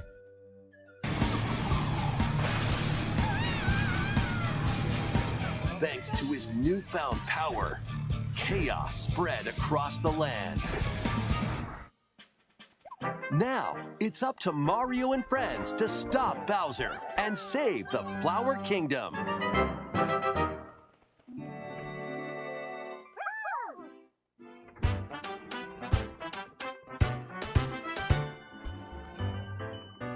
In this presentation, we'll go over what's new in Mario's latest 2D side-scrolling adventure, the Super Mario Bros. Wonder Game.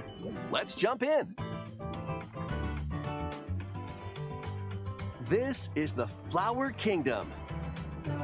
It's made up of 6 distinct worlds that circle the Petal Isles, making a total of 7 areas to explore. Your adventure begins among the tubular hills of Pipe Rock Plateau. Once you get past the freezing foot of the mountain, you'll be aiming for new heights in Fluff Puff Peaks. Wow, I'm really engulfed into this. I'm running into walls. Wait amidst the picturesque scenery and radiant cascades of shining falls. Traverse multiple islands. Dive into the sea. And spelunk through caves at the heart of the Flower Kingdom, the Petal Isles. There's also an arid desert with white sand as far as the eye can see. An uncanny forest lined with giant mushrooms. A scorching hot world full of molten magma, and more. A rich variety. Do you want to know the crazy part? That out of all the Marios, I think there's only a couple of Marios that absolutely do not have a desert world, and one of those games would be Super Mario World, I believe. variety of courses await in each world. Move around the map in each world to select a course. You can even walk freely through open areas you find. In these spaces, if you're not quite ready to take on a particular course, you can try a different one instead. Play them in any order you like. Once you've played a course, you can quickly come back to it through the courses menu. It's an easy way to find the ones you want to play again. While in courses, you might notice some talking flowers. Get close and... onward and upward. How'd you get up here? What a pretty sunset. They'll talk to you, livening up your adventure. I wonder what Goombas taste like. They might give you hints. Wonder if you can get over there. Or coins. You'd share your Wow, water that's the with hint. me? I wonder if you can get over there. Besides Mario, you can also play as Luigi, Peach, Daisy, one of two Toads, and Toadette. They all play the same, so go with your favorite or mix it up. The Yoshis and Nabbit, on the other hand, won't take damage. They're a great choice if you're looking for a more easygoing experience. Careful though, they'll still lose a life if they fall down a pit, so watch your step. Additionally, the Yoshis can flutter jump, eat objects, and spit them back at enemies. Speaking of enemies, here are some of the new ones you'll find. How am I fucking up will like this? copy the player and jump when you jump. Oh, wow. Melon That's piranha gonna be plants will spit frustrating. seeds from their mouths. Condarts will fly at you and stick their beaks where they don't belong. When conchs attack, they'll even plow through goo. Mumsies can be unraveled if you position yourself just right. Mom-Mas will eat anything that comes too close to their gaping mouths. There are plenty more new enemies for you to discover as well. Goombas, Koopa Troopas, Boos, Locky Twos, and other familiar foes are also here. Next, let's look at the new power-ups you can find. Which is the elephant. In elephant form, make the most of your nose. Wherever it goes. Swing your trunk to attack enemies, destroy blocks, and even do this. In this form, you can easily break through blocks and dash across large gaps. See? That's pretty if you dope. store water in your trunk and spray it out, who knows what might happen? Thank you. That trunk sure is useful, huh? It's not just Mario, though. Luigi, the Toads, Peach, Daisy, and Toadette all have elephant forms as well. The bubble form That's allows funny. you to blow light, floating bubbles. They can be used to capture and defeat enemies from a distance. They'll also drift toward nearby foes. You can take care of enemies surrounding you in one go, defeat typically impervious foes, and knock out baddies on the other side of walls. You can even jump off them, like platforms. Bubbles make it a bit easier to get to those hard-to-reach places. Just like that. While in drill form, you'll get a pretty nifty drill. This makes dealing with spiky or hard-headed enemies a breeze. That's pretty dope. Or you can use it to drill down. It also allows you to burrow and move through the Oh, ground. that's really dope. In a tough spot, dig away. You can even burrow into the ceiling. That is super dope. Whoa! Wasn't expecting company. Plus, the classic fire form makes a return. Oh, and you can hang on to an extra power-up. Oh, so they brought that back. Nice. Bust out a power-up. Or swap them to better fit the situation. That's dope.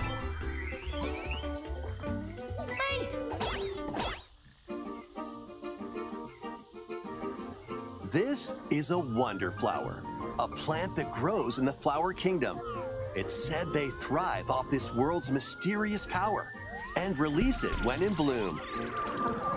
That's the power Bowser was after. When you touch a wonder flower in a course, a wonder effect will trigger, causing some interesting changes. Pipes might start moving. A stampede of enemies can appear. The terrain may tilt. You can end up in a free fall. Bubbles might, bubble up. Your perspective can change. Or you might float through space. There are even wonders where your character transforms. Mario might become a Goomba? Dope. Or a spike ball? Or blow up like a balloon? When you touch a wonder flower, always expect the unexpected. Collect a wonder seed, and the course will return to normal. Some courses need to be unlocked using the wonder seeds you've collected.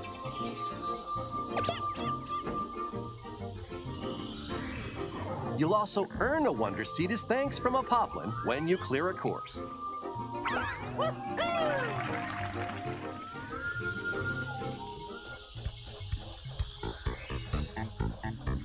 As your adventure progresses, you'll unlock in-game badges that change up the way you play when equipped. There are a variety of badges, each with its own special ability. Let's go over some of them. Slow your fall with the parachute cap badge. Enhance your wall jumping abilities with the wall climb jump badge. Unleash a burst of speed while underwater by equipping the dolphin kick badge.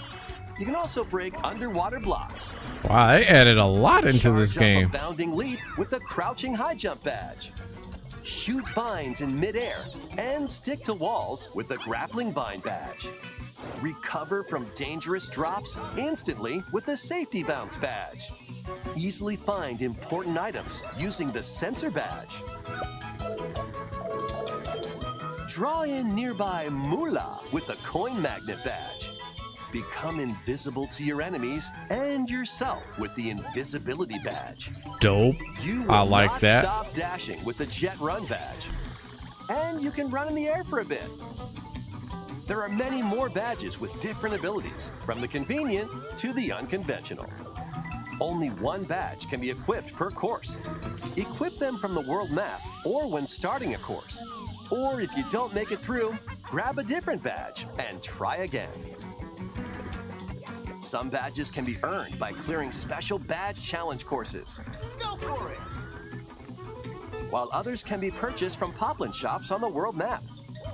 Be sure to exchange flower coins you collect in courses for badges.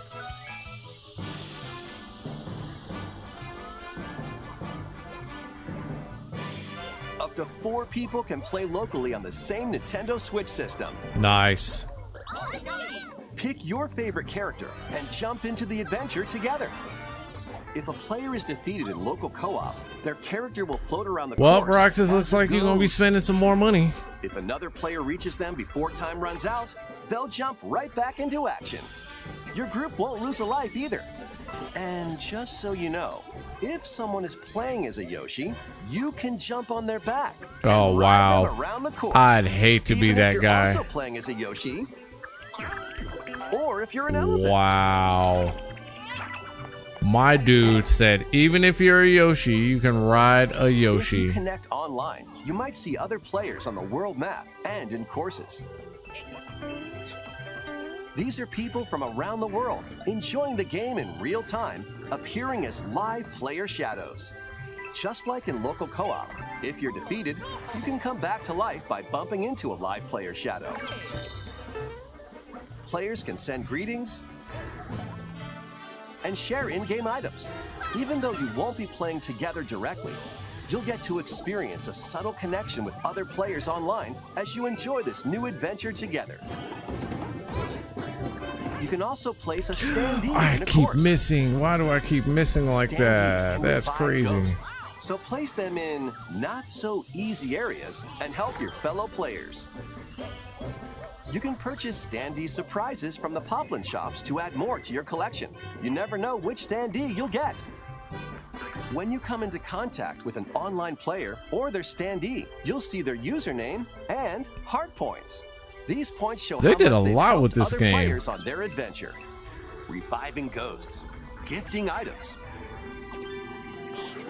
reaching the goal pole together, and more will earn you heart points. While playing online, you also have the option of creating a room to get together with friends. In a shared room, you can see which courses your friends are playing, enter courses together, and even race through certain courses. Start a race by hitting the race block. They kept that Then from all the make a run Marios for it. too, which I think is pretty dope. Reaching the goal pole isn't the only way to finish a race, though. In some courses, you'll need to grab a Wonder Seed or defeat a boss instead. So you gotta get drugs just to Whether you're win? casually connecting That's with crazy. players from around the world, That's crazy, Mario. or syncing up with friends for riveting races, you can enhance your experience with online play.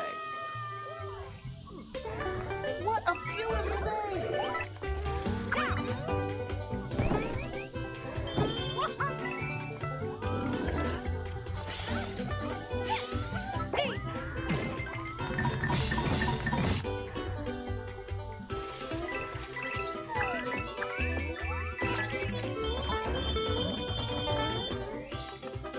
There we go.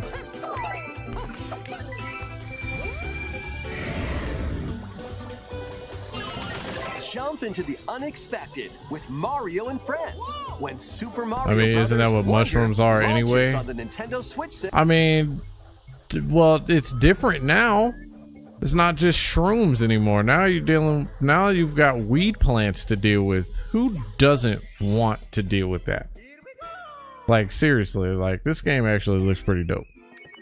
system October 20th. Plus, a new Nintendo Switch OLED model, Mario Red Edition, is also on the way. If you look closely, you'll find Mario and some hidden coins. The Nintendo Switch OLED model, Mario Red Edition, launches October 6th.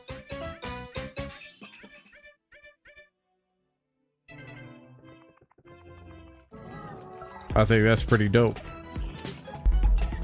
So they got the treehouse, which is about 22 minutes. Yeah, I'm good on the treehouse thing. Wow,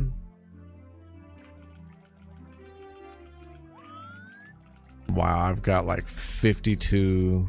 I got 52 stars. I need to get the Inviso cap. That's what I need to do, and I don't remember how to do that.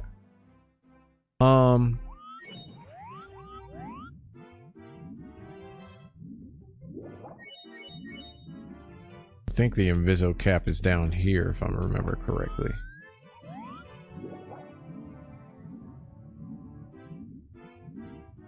If I remember correctly. Let's see. It is decreed that one shall pound the pillars. Pound the pillars. Whoops.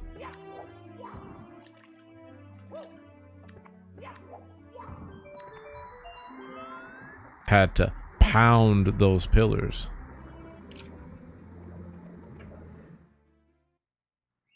Yeah, I think the Inviso cap is actually down here, if I remember correctly. But I don't remember correctly, so...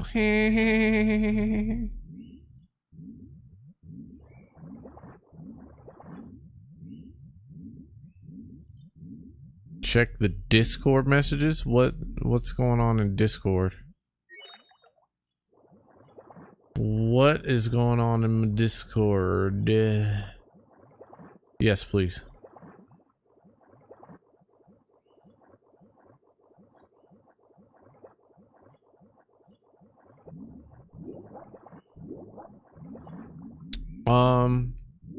There's a lot. There's still a lot of games coming out. Why are we still why are we even still on this whole fucking we're still on this whole fucking deal with get your ass over here.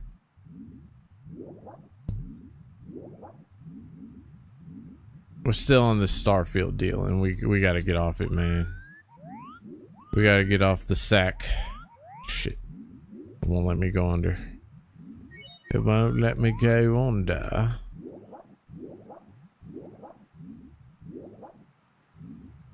It won't let me go under, because that's an exit. There we go. This is what I needed. The vanish cap. Oh no.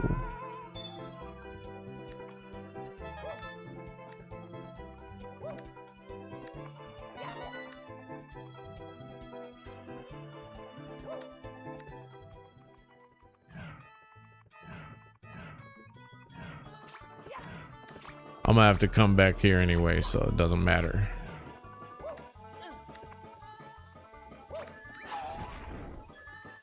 But we already know what game I'm gonna look up next, because I've been hyping it up for a little bit.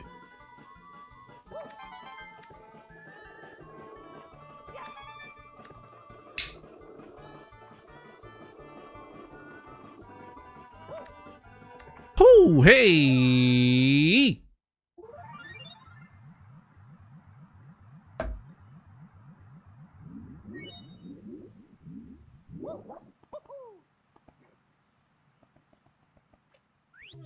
Thank you.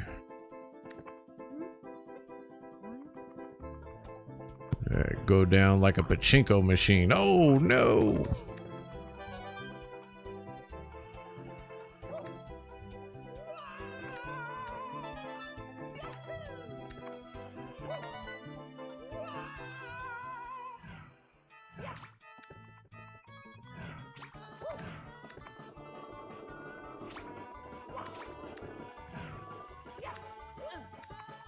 This cap is always the hardest one to get.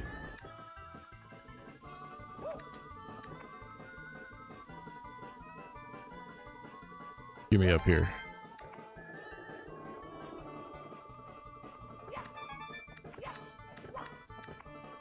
There we go. No! Wow. Uh.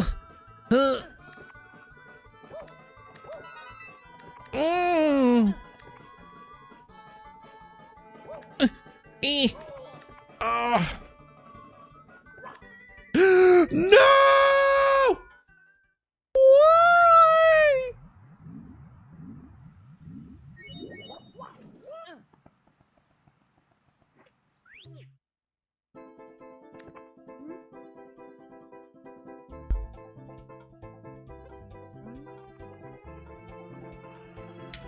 I still missed it.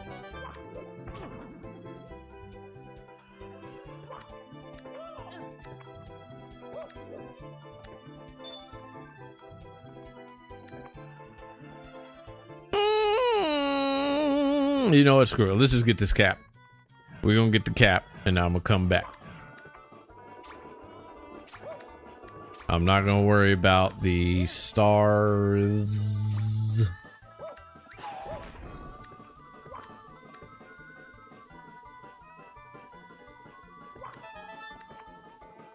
I said I wasn't gonna worry about the stars.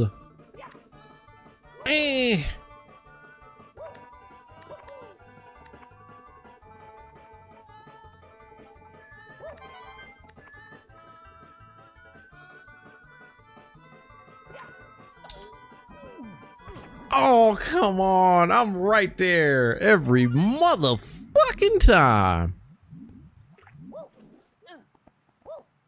The stars can lick my ass right now. I don't even think I got the flying one yet. Where we at? Oh, no! Oh my goodness. 1A. And missed both of them. What the fuck?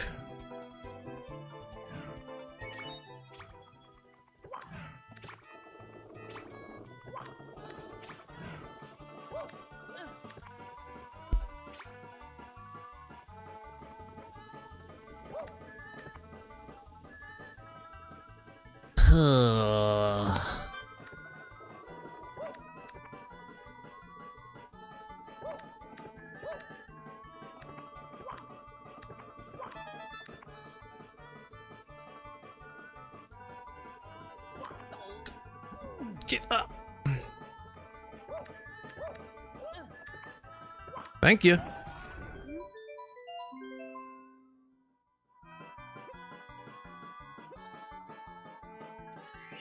Yes, I would like to save. Are you crazy?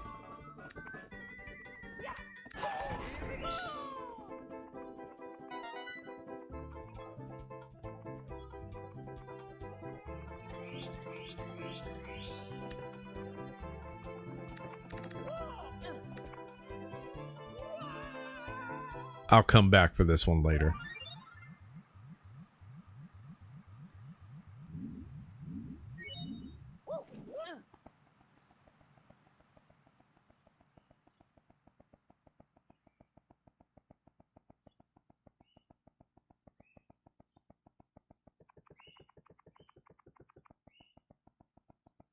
I could have just went back under there, but why? Why not just cross the effing moat?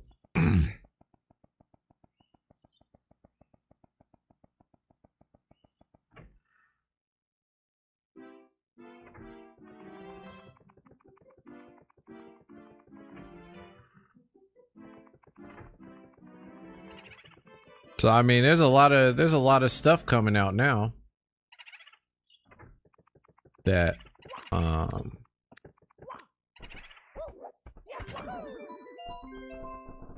get me in here.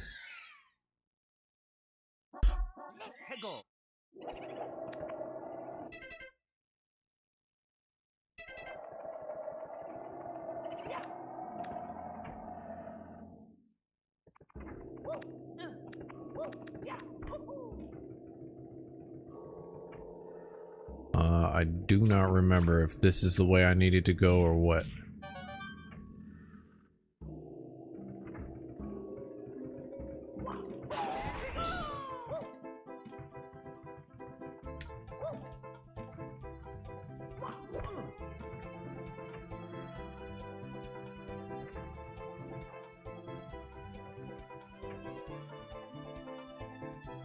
Trying to remember where the secret room is. Get your ass back in here. Damn, where is that room at? That room has got to be somewhere close. I know there's a library. There's a library somewhere. I do not remember. Is it here? No, it's not. It's not this.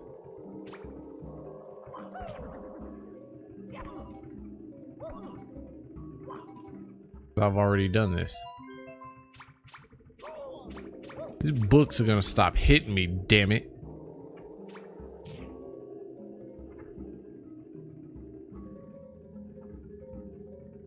It might be on the first floor though. I think it's on the first floor. I think it's over here. No, not over here.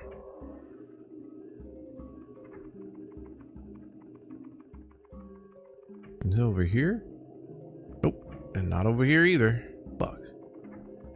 It might be this one.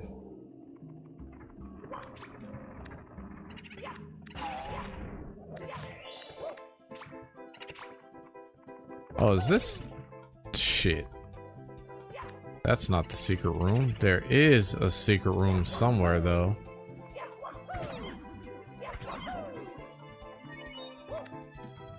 There's definitely a secret room somewhere. It might actually be really close to might be where that piano is too. I just don't remember where the fuck the piano is. Damn it, get your ass up there. You're being an asshole, Mario.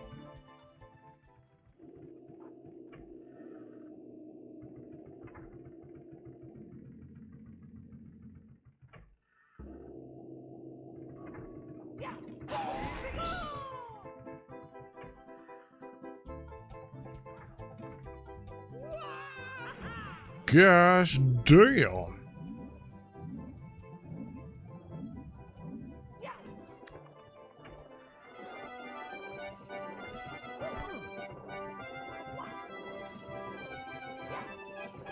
Oh, messed that one up.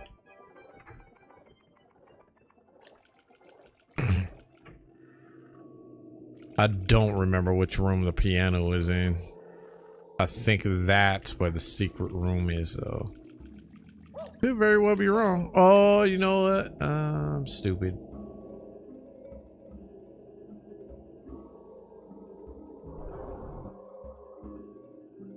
It says eye on the secret room.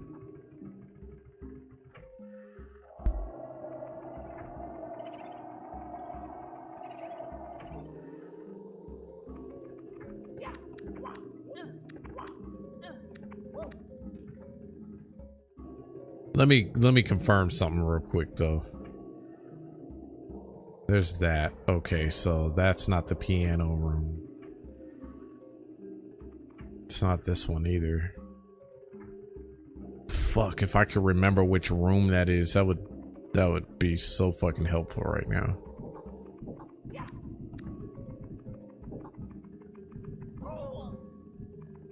Ow.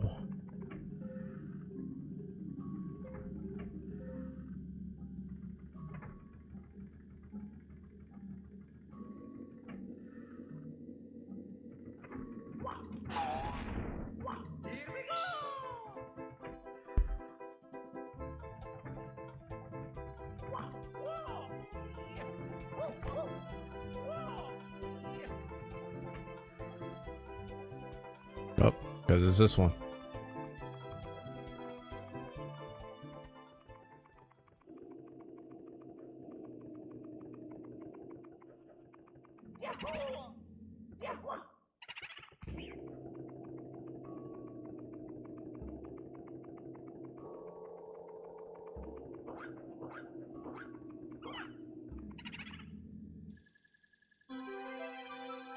Gotcha.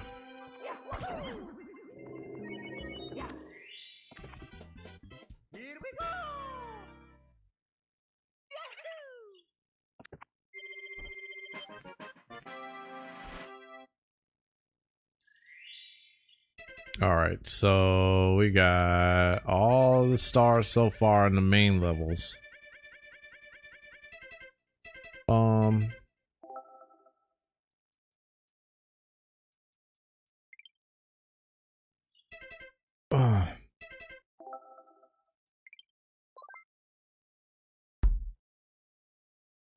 So there was something else I spotted too.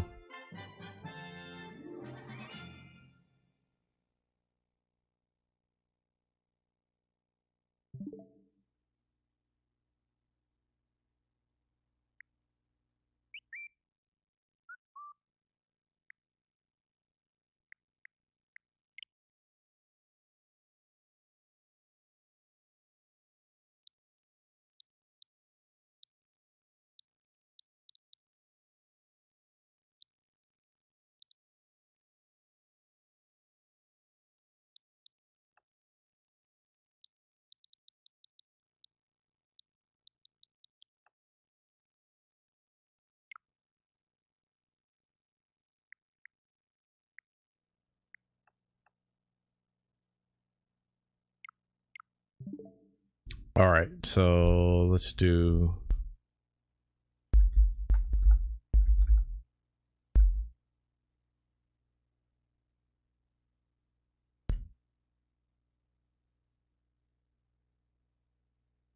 So we're doing stuff about the weapons, so I wanted to see that.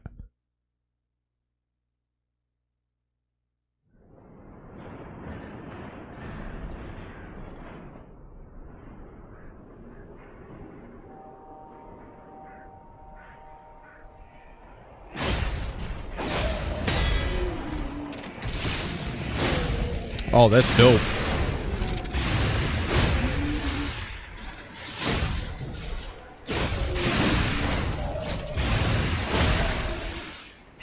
That is dope. I like that. That might actually help me So this might actually help me in my last boss fight in the demo.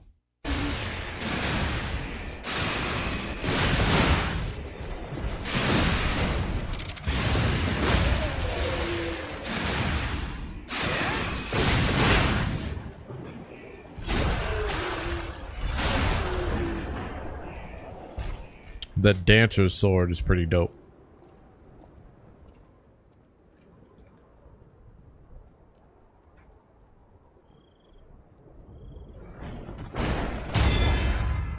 Wow.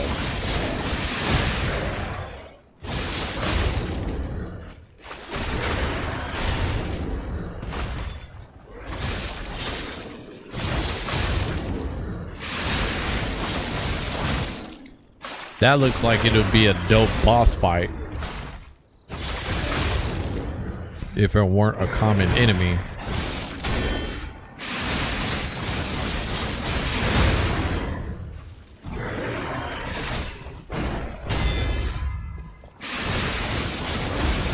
See, I gotta learn how to parry in this game too.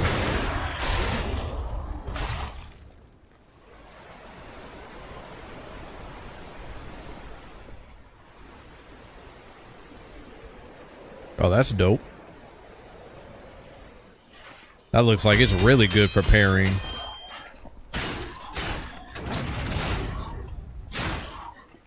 So wait, they took a page out of Dark Souls 3's boss or main enemies, because if you go through the Crucifixion Woods, you'll see that guy with a tree stump trying to kill you.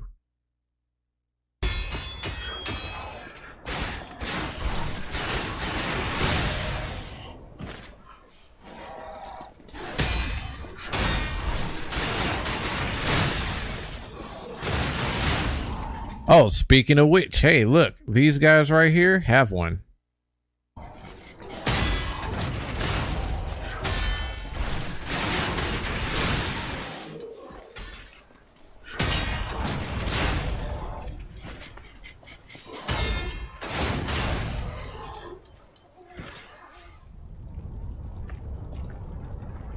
Oh, wow.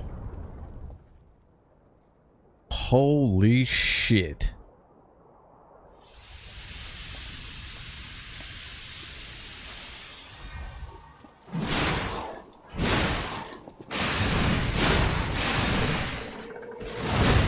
Yep, that's gonna be the one in the boss fights to do.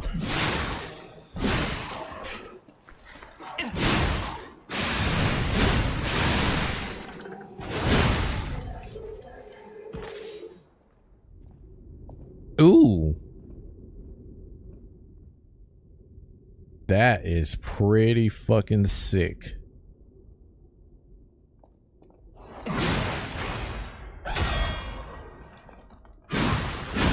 See, that looks like it'd be a dope boss fight too.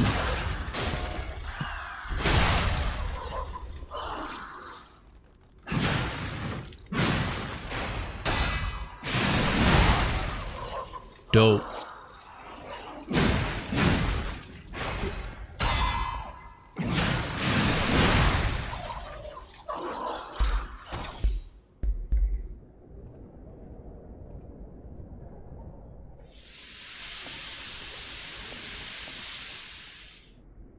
I'm not too impressed with that one.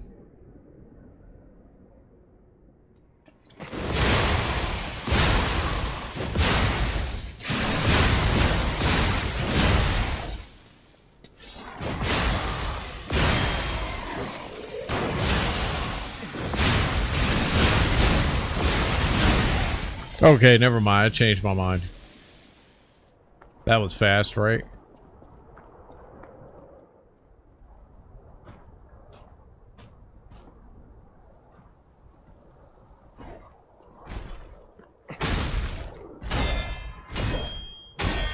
So it's just a regular ass hammer.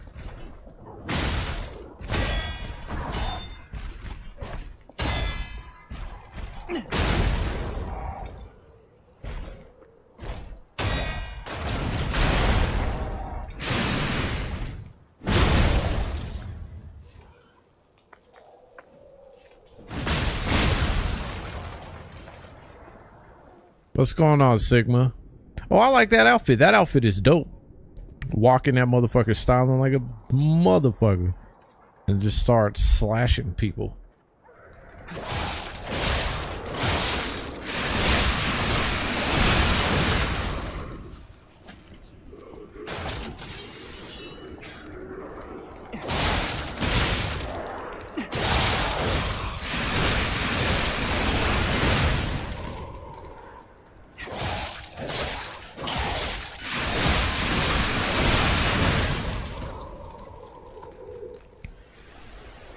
Holy Sword of the Ark. Oh, that's a badass weapon all of its own.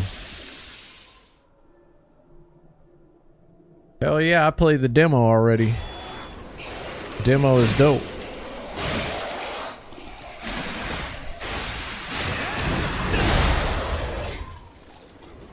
That sword is beast.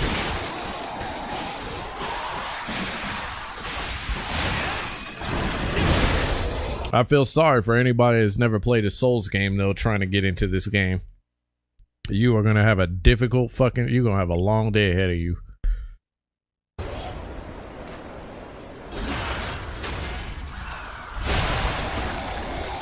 Damn, that sword is badass. If I can find that shit.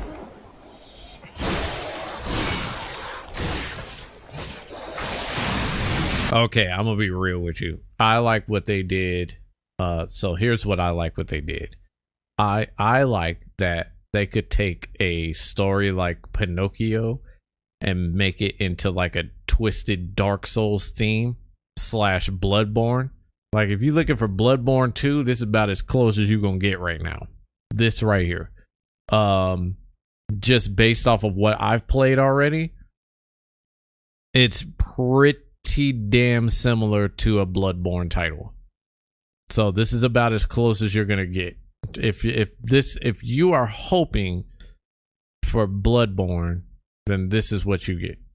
Other than that, Bloodborne had the same type of had the same artistic scenery. It has a lot of the same attack patterns for that matter. It just adds a different twist. It just puts a new twist on things. So like I said, if nobody has ever played a Souls title, you got a long day ahead of you. You got a really long day ahead of you for that. Because there's no way that you are going to get through this title. And I'm saying that as a vet player. I'm saying that because I played this game and I struggled just to get to the boss that I got stuck on, which I believe is the last boss of the demo. I got stuck on that boss. I believe I got it down fairly close, but it is really hard towards its second phase. So, yeah.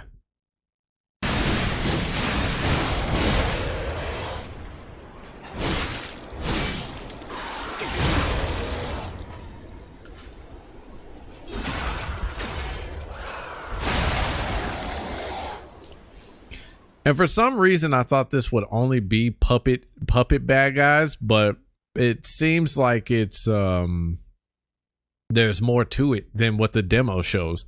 So I'm actually looking I'm looking forward to seeing what this game actually brings. I like that they were able to bring out a demo and not put out the whole game, not give you the whole deal like certain games would.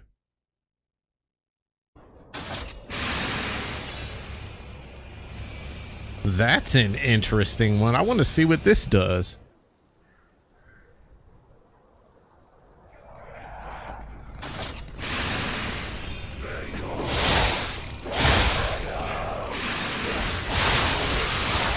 Oh. Beast.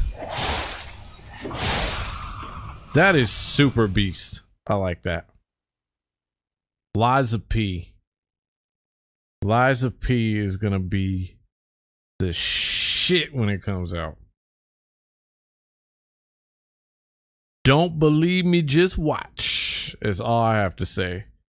Hello, everybody. It's me, Charles. Woohoo! You know, Today is a very big day for Nintendo. Oh yeah, the Mushroom Kingdom. So he's an ambassador, and he doesn't know what a Mario ambassador does. I think he's about to find out. I don't think he's gonna. And I think it'll be a pretty fun job for him, regardless of the fact that he's retired from doing Mario, which is his most iconic voice. He's done plenty of other voice acting. But Mario for sure is like his most iconic. But he did a panel basically saying, I don't know if I don't know what an ambassador does. So I think we're finding out what this ambassador is, what a Mario ambassador does. And for me. Now, you may know me for voicing characters from Nintendo's games like Super Mario, Luigi, ho-ho, Wario, and Luigi. And today, I'm happy to share with all of you that I'm stepping into a brand new role as the Mario Ambassador. Woohoo! Traveling around the world, sharing the joy of the Mario family, and being able to continue meeting with all of you wonderful fans who I cherish absolutely the most is a great, great honor. I'm very much looking forward to seeing all of you at events around the world in the years to come. Nice. Let's go. Over to Mr. Miyamoto. I'm gonna miss this guy as the voice. I'm curious, do they actually have a Mario replacement? I don't think they have anybody to replace his voice yet, do they? 皆さんこんにちは。チャールズさん、あなたと初めて会ったのは随分と前のことで、マリオとその仲間たちが登場するさまざまなゲームやプロジェクトを通して。It means a lifetime of work to finally get a unique title and pay. Yeah, right? で、長い道のりを一緒に楽しんできました。We need more unique titles. I think we're going to start getting them. Especially after all of this fiasco has been going on about Starfield and Baldur's Gate. Like, I think we're gonna see. I think we're gonna start to see. We're gonna start to see a lot in the industry. A unique title and pay. Oh, you're talking about the ambassador? Yeah, that is very unique, actually. I don't think there's any other ambassador out there. I don't think there's anybody that's able to stop doing or retire, as you're talking about, and actually do what this guy is doing. Getting to travel, like getting to be on Nintendo's payroll and still and not even have to voice Mario. I wonder if they're going to AI Mario's voice. They may not replace. Oh, I don't know how that's gonna work. I mean, because we've seen, like, I'm sure you've seen all of like the meme videos about like SpongeBob characters singing like R&B songs and shit like that. Like, I could definitely see Mario's voice being AI'd.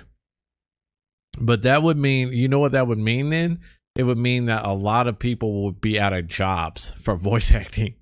Because if what the Hollywood strike, if the Hollywood strike is right, then they could record your voice once and they only have to pay you one time. And they could use your likeness however they want to. Now, if they do that, that would be trash on Nintendo's part, especially on Nintendo's part. But they're gonna have a long fight ahead of them. And if they think that, like, because the gaming industry is already under strike for voice acting, they're already on strike for voice acting. If they do anything else that's stupid like this, then that'll put them further under, and that'll probably cause the strike to get even worse. And that's what, yeah, but that bled over into the gaming industry too. So keep in mind, this is going to be a domino effect. This doesn't just end there. Like, there's going to be a lie. If they do AI in video games, You can kiss video games goodbye for a little bit. And why not, man? Because for real, we need an entertainment blackout. We definitely need an entertainment blackout. We need people to get back to fucking reality. We need people off the fucking internet. We need to stop talking about celebrities so much. We need to fucking just get back to our fucking lives. Look at the end of that new horrible Flash movie. Look at the other Superman they added. The other Superman. See, I never saw it. I didn't see that. Like, I haven't had the desire to watch a DC movie since the Dark Knight trilogy. But we definitely need to touch grass. We need to get off the fucking internet, because it's obvious, it's really obvious that not everybody can handle it. Not everybody can stay into reality. Like, it's so fucking obvious. And the bad part is me saying that there are people out there that will genuinely feel like that's punishment. And I'm just like, if you feel like not having access to the internet and having an entertainment blackout is punishment, then that's a testament to everything wrong with us right now. Like, Starfield has really brought that out. And I don't need, like, nobody understands why. They did that with one of the Toy Story people. He died before the last movie, but they wanted him in, so they patched together his whole dialogue for the entire movie based off of thousands of hours of recorded audio. They added the Nicolas Cage Superman and Reeves, and he's dead. And what a low blow on DC's part. It is what it is as far as that. Like, DC is the master of their own destruction. Like, everybody was hyping that Blue Beetle movie up until it came out and got mixed fucking reviews. Oh no, it didn't get mixed reviews. I heard that shit sucked. IGN, of course, was on their shit, on their bullshit, talking good about it, but you know, it is what it is. You expect nothing less from IGN. We've been memeing IGN for like over a decade now, so what else is new, right? But they are the masters of their own destruction, and you're never gonna, and they just, DC just doesn't seem to understand what the fuck they're doing wrong. And the bad part is that Marvel had the whole formula, and now they're fucking it up. Marvel is fucking this multiverse formula all the way the fuck up. Not because it's bad, because it's the reception. It's how to pull it off. It's really hard to go from a Infinity Wars to a multiverse. It is really hard to do that. They did it the right way, but it's really difficult. IGN needs to bite the dust like Kotaku. They all need to bite the dust. We need to gut the whole industry out. We need to start from scratch. We need to start from scratch in this industry. We need to start from scratch in the industry. We need our priorities checked. Something needs to give in this thing, because whatever it is that we're fucking up, like, it's really just gotten out of hand. We're out of hand now.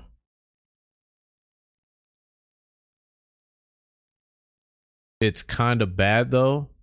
What's kind of bad? The Marvel universe now? Because I could see that. I could definitely see that as being bad.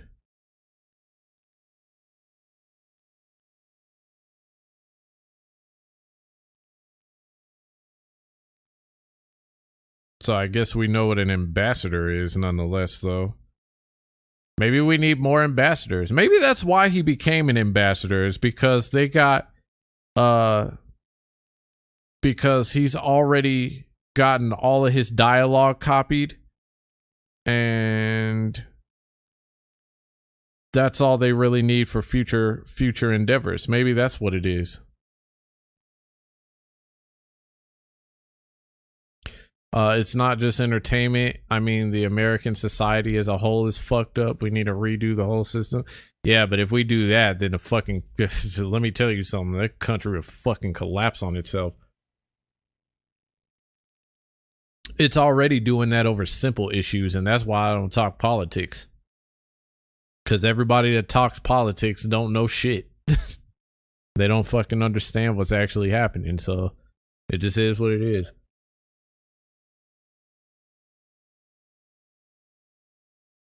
And at the end of the day, you just gotta let it happen.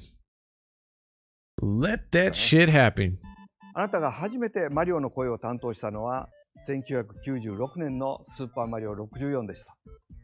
イベント会場で出会うといつもパーパーと呼んでくれて PR ビデオを一緒に撮ったりしましたね。あなたは So, 1996. Holy fuck.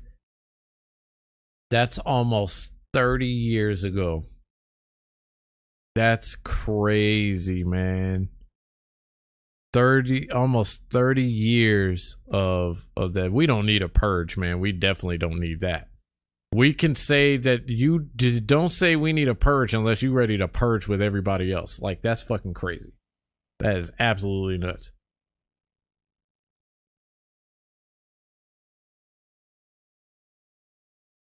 You have people out here that was trying to live genuine fucking lives getting their asses whooped, and it's just like, nah, man, that's all good. We don't need that. Jigsaw, on the other hand, I can get with that. I could definitely get with that. Because Jigsaw is at least fair.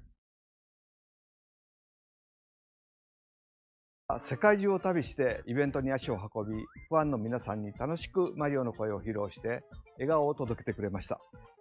あなたはいつも人々に喜びを届けることを優先してくれるので、とても素晴らしいマリオのアンバサダーになっていただけると思います。ご覧になっている皆さん、この新しい役割になって、チャールズさんはこれからも世界中を旅して、ファンの皆さんと直接。I mean, fair enough, but not everybody has seen that. You know what I mean? Like, that's something that we say for those that are built for that fucking life. Like, I don't think everybody is built for that. Like, me personally, I'd take issue if I am a trained specialist in anything, or I'm for a purge. I'd have a problem with putting anybody that wasn't for it in the middle of it. I'd rather go at it with somebody that is about it. Yeah, original Jigsaw was fair. But the last two people were on some bullshit. No, because I'd say the one in Saw, what is it?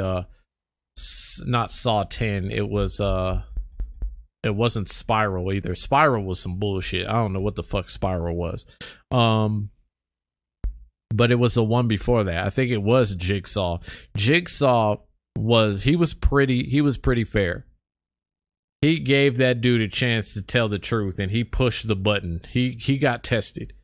Dude got tested 100%, and he failed.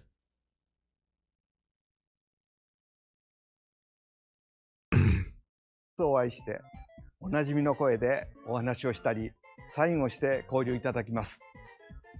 今年10月に登場するスーパーマリオブラザーズワンダーからいくつかのマリオキャラクターの声が新しくなっています。そちらもぜひ楽しんでください。チャールズさん、あなたの献身的な努力、才能、そして京都の料亭では出入り口で頭をぶつけそうになっていました。あなたの背の高さも印象に残っています。I like this. I like that he's sharing memories of a voice actor that obviously, like, this kind of shows me that, like, Nintendo isn't like everybody. Like, say what you want, like, business-wise, like, they may not make, like, the greatest decisions in the world, but there's, like, some family. There's, like, a brotherhood in here. Like, it seems like everybody that at Nintendo treats each other as family and whatnot, which is crazy.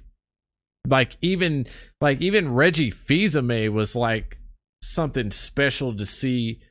It was something special to see him be able to retire as what was it, the president of the Nintendo of America. It was nice to see him retire, and he still has like a presence in the game industry. And that's coming from the Nintendo side of things. And it's really sad too, because like Sony and Microsoft could have this type of relationship with people, but I don't think that they truly like build off of those relationships. If you're the higher up you are, like this guy is pretty high up. のキャラクターに命を吹き込んでくれたあなたの心遣いに深く感謝しています。これからも世界中のイベントで任天堂ファンと盛り上がってくれることを楽しみにしています。そしてマリオファンの皆さん、私たちと共にチャールズさんを称え、彼の新しい役割での活躍にご期待ください。チャールズさん、本当にありがとうございました。Thank you very much, Charles. Thank you so much, Papa.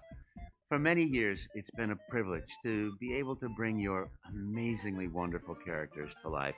I am completely honored and joyed. Thank you. My favorite thing in the world is to meet Mario fans, fellow Mario fans like me, because I'm just so grateful for your joy and happiness and enthusiasm. I think all that we're here to do, or all that I'm here to do, is to touch your hearts, to make you smile, to make you laugh, and bring a little bit of that magic of happiness.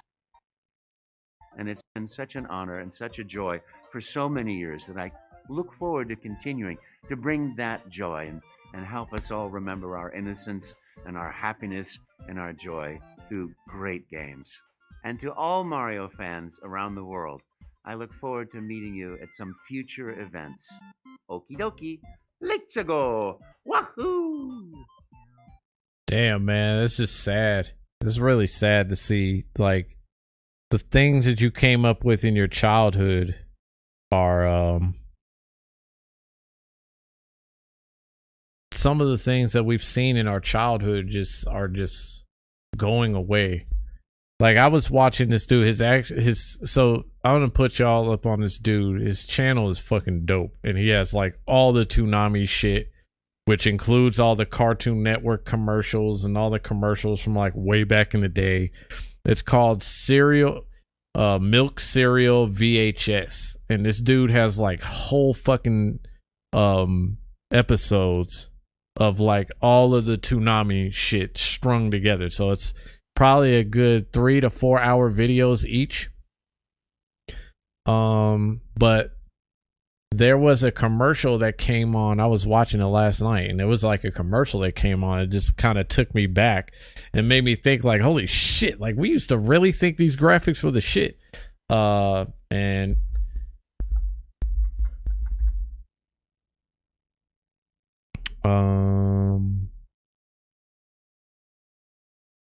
let me see if I can find the commercial.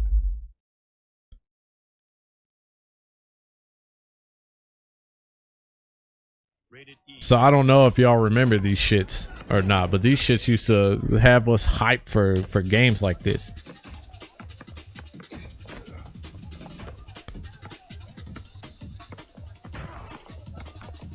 I just watching a Big O episode this morning.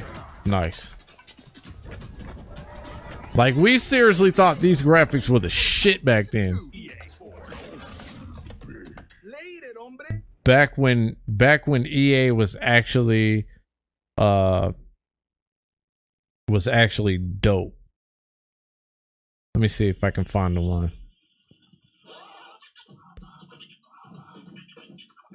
Oh, this is off of somebody's TV. I don't want to fucking see that shit.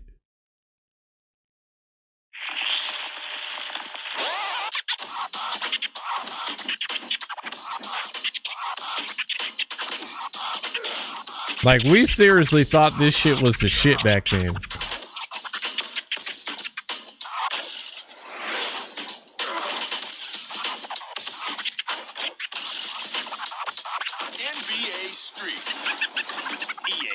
Gosh damn, man, this takes me back something fierce, man. And actually, when you look at it, because GameCube came out, it didn't take long for GameCube to even come out after N64 when you look at it. Let's see.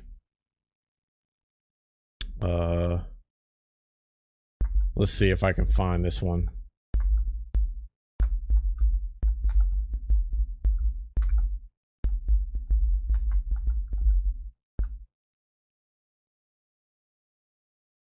I know we remember this one. The Ready to Rumble boxing. Left me, baby. Ooh, bit off a piece of my bro. Ah! Cut me, dog. Cut me. Yeah, boy. 16 outrageous boxers, non-stop verbal assaults, and me, Michael Buffer, ready to rumble boxing from Midway. Wait, hold on. What was that? What did that say it was for? Boxing from Midway. I'm trying to catch it real quick. So that was N64. This came out in 99.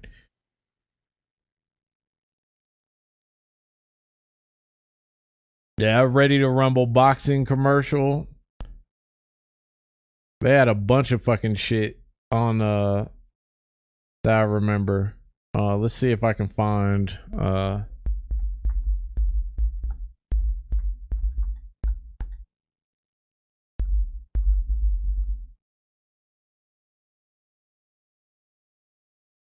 that's not what I was looking for.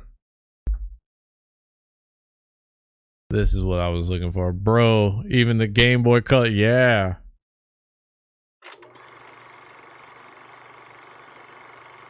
We got a gorilla for sale. McGilla gorilla for sale. We got a gorilla I don't know for if sale. anybody McGilla remembers gorilla this for shit. sale. We got a gorilla for sale. McGilla gorilla for sale. Won't you buy him? Take him. Try him. The old Gusher commercials. Gorilla for sale. We got a gorilla for sale. McGilla gorilla for sale. We got a gorilla for sale. I miss Cartoon Network, especially when it was this. A little gorilla be with you when you're all alone. I'm not gonna lie, this dude was actually kind of killing it on the syllable game. Don't you call him a monkey? He don't got no tail. And if he did, then McGilla the monkey would be for sale. With shoes on his feet, suspenders, and a hat on his head. There's not much about our dear little gorilla that hasn't been said. We got a gorilla for sale. McGilla gorilla for sale. We got a gorilla for sale. And Boomerang, yeah, Boomerang was the shit too. Gorilla for sale. Except for Mr. Peebles, he don't like prime. I don't think any of us truly. I think Toys R Us used to speak to us a lot. None of us wanted to grow up. But down deep beside Mr. Peebles, he's got himself only one wish, saying, "We got a gorilla for sale. We got a gorilla for sale. We got a gorilla for sale. We got a gorilla for sale. We got a gorilla for sale. We got a gorilla for sale." I want to see if I can find. There's a girl called Ochi and she wants to buy a little gorilla from Peebles. He ain't asking. That was a lot of us. I would say when I would honestly say that when Cartoon Network died, like Cartoon Network died long before Cartoon Network died, believe it or not. But I think after the 2000s, like that's when Cartoon Network was starting to slip through the cracks. Toys R Us. What else? I mean, it was in mid 2000s when we were starting to lose video stores. I mean, we lost Game Crazy in 2008. No, it was towards the end of the 2000s. So we lost Game Crazy in 2008. Redbox was taking over. Netflix was starting to come out.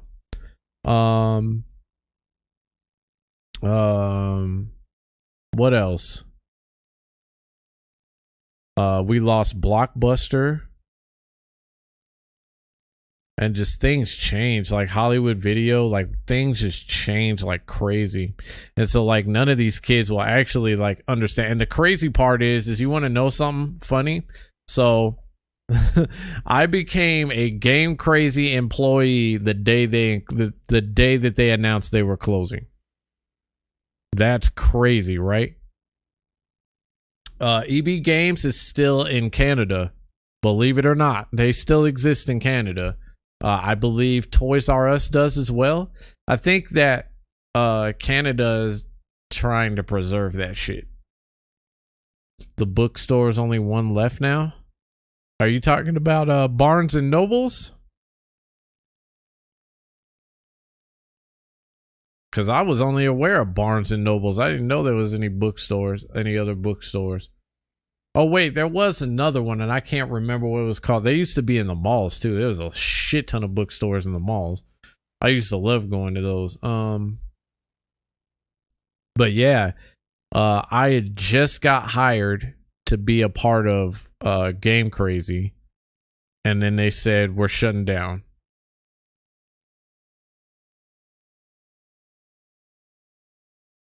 And I would have loved to have been a part of that, to finally have been in that group.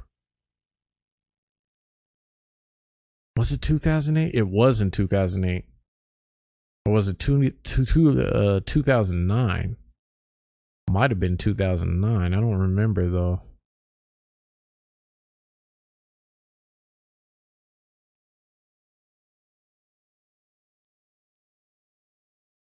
I don't know, but whatever day it was, I got hired and they announced they were shutting down. So it was like, fuck. Oh, damn. Is this the whole Josie and the Pussycats deal? I think this is the whole deal.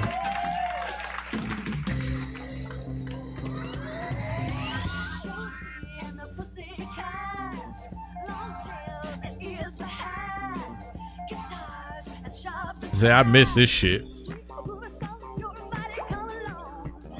And they went through like a whole fucking thing of music.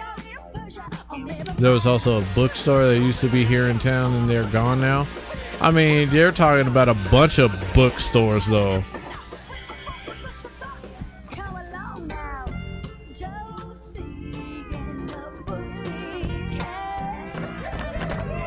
There was a shit ton of bookstores everywhere. Like, what are we talking about?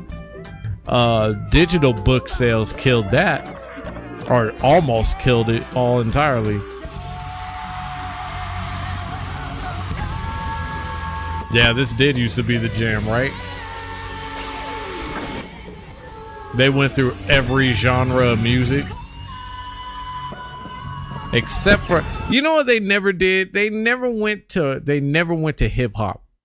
Cause from here they go straight to electric. They go straight to house. Radio Shack was never my bag. I was never a big fan of Radio Shack. Radio Shack sucked to me.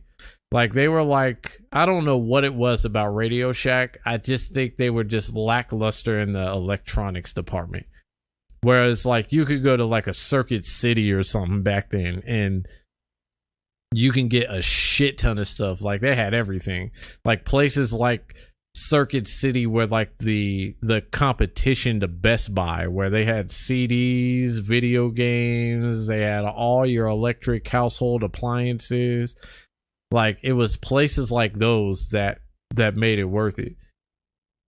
Kmart, nah. Kmart was another one for me. Kmart was very lackluster to me as far as shops goes. And then even when they tried to come out with like Big K was just terrible to me. It was like, I would rather be in Walmart or Target before I hit Big K or Kmart. And I think that explains why Kmart's not around in certain parts.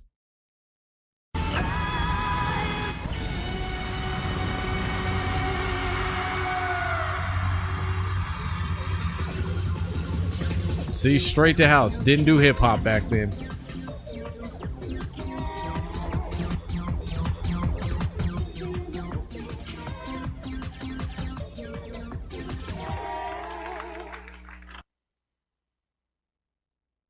Oh shit.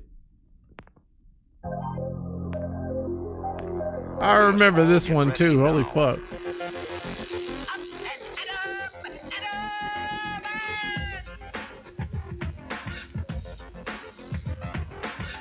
Yeah, I remember that one.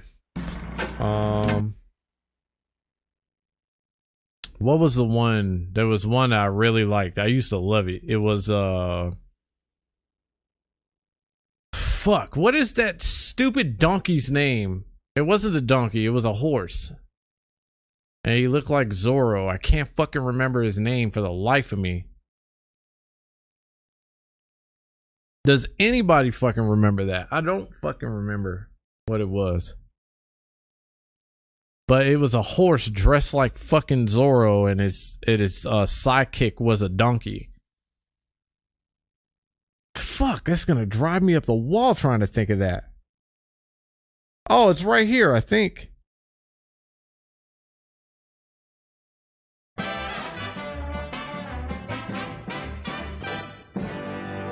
Quick Draw McGraw, that's what it was. The Old West, where the meanest villains run like wild animals. This is the one where he clears out all of the... Hey, wait a minute. Quick Draw, you seen any villains? Well, I nabbed them all. Ain't that right, Baba Louie? I helped too, Quick Draw. Whose hand is that? Let me out of here. Message for Quick Draw.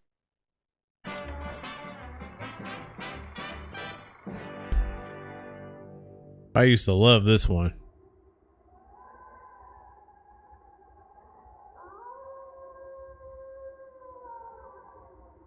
Gosh, this is so old.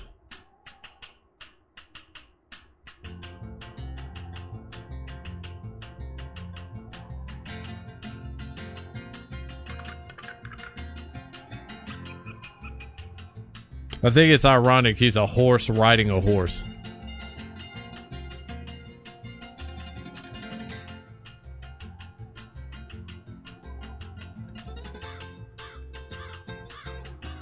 This is not Speedy Gonzalez.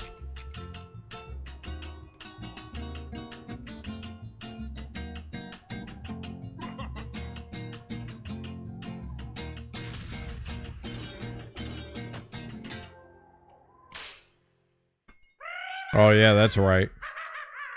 He had the girlfriend.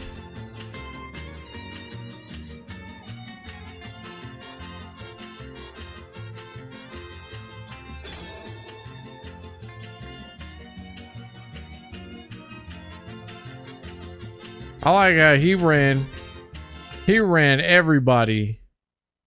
He ran everybody out while Quick Draw had the you know what kind of criminal, what kind of slick ass you gotta be to pull a lick while the dude is right there in your face and he would never see it? That's crazy.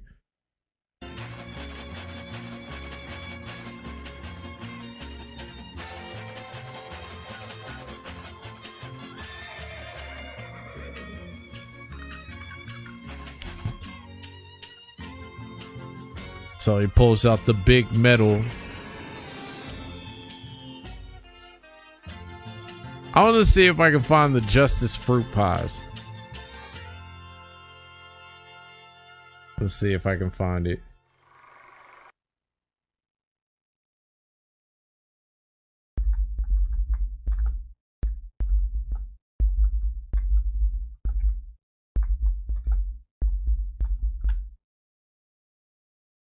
Let's see. Suddenly, I, the evil math magician, shall capture all the children and force them to do homework forever. Just then, I don't really give a fuck if I get in trouble for this shit either. you asked for it. No violence in schools. You're right, but there is one way to stop you. No, not justice. Fruit pies, a delicious treat you'd have to be crazy to hate. Do I give up? Later. Thanks, Major Glory. Don't thank me. Thank the fruit pies. What? I said, don't thank them. Oh. You know what kind of world we have to live in where you could stop crime just with Hostess pies? That would be fucking interesting. That's like the equivalent of swiper no swiping.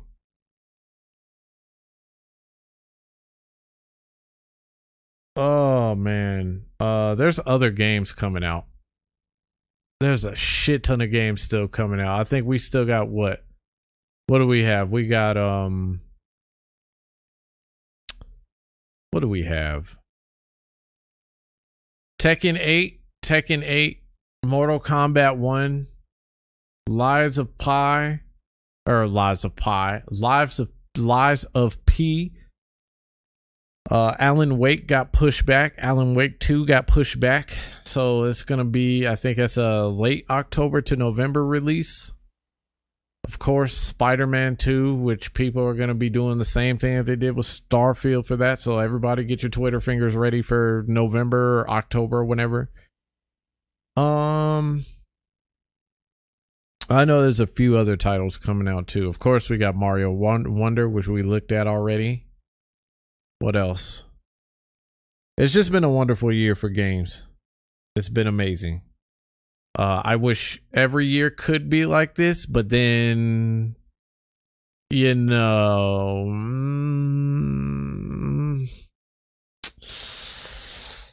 then we wouldn't have any money. So 19 inches. Oh, wait. So there was some that got released and I can't remember what it was. And I think Roxas sent it.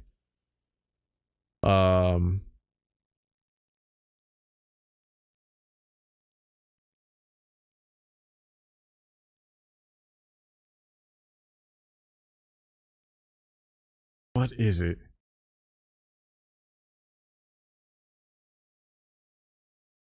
Oh, it was Pyramid Head that came out and it was like 11.6 inches. And I'm just like, man, like Spider-Man is really like, they really fucked themselves with that 19-inch Venom, man. I'm telling you. They shouldn't have been promoting the way that they did. They promoted like Ron Jeremy was in that motherfucker. They said 19 inches of Venom.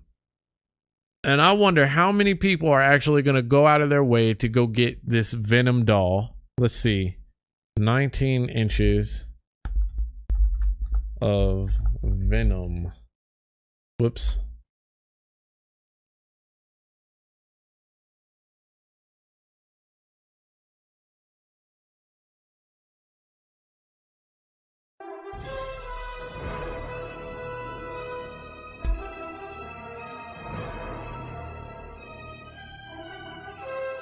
Oh, yeah, that's right. Treat yourself to 19 inches of Venom.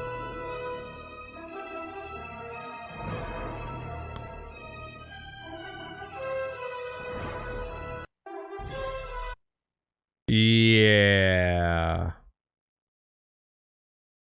Is the collector's edition for Marvel's Spider-Man 2 a total ripoff? Let's discuss. The biggest attention grabber for the game is the one and only collector's edition, which is priced at around $230 USD, where in this edition you do receive the digital deluxe version of Marvel's Spider-Man 2 that does come with 10 brand new suits, all the game's pre-order bonuses, a steelbook case, and mainly a 19-inch statue of Peter and Miles as Spider-Man battling Venom. Now, as a comparison, the original collector's edition for Spider-Man PS4 did feature the City That Never Sleeps DLC Season Pass, a White Spider sticker, a miniature art book, a custom steelbook case with a physical copy of the game, a Spider-Man PS4 themed avatar icon and a dynamic theme, and a 7-inch tall Spider-Man statue. And all that was originally priced at a total of $150 USD, which is $80 cheaper than the Marvel Spider-Man 2 collector's edition. Which collector's edition do you like more?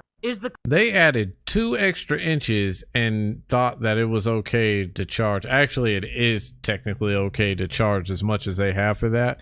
When you get 2 19-inch statues, where you get a 19-inch statue to somebody fighting Venom, so 19 inches of Venom. Shit, Peter Parker wasn't even that. He was like 7 inches. What the hell? But I mean, Venom is a symbiote, so technically he can be more than 19 inches if he wanted to be. Just saying. I am gonna get off of here. I will be back sometime, but I gotta get off of here because I got life, I got stuff.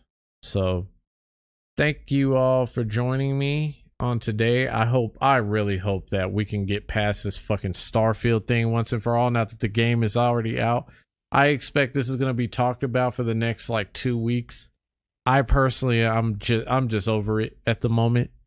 So I want to get to these games because they've been coming out.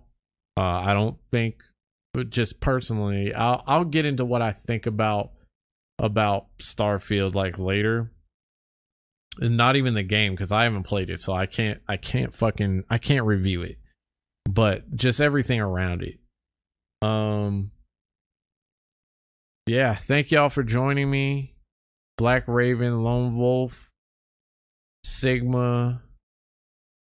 I appreciate you all, and anybody else that came in. Oh, Kaiser Wolf, same.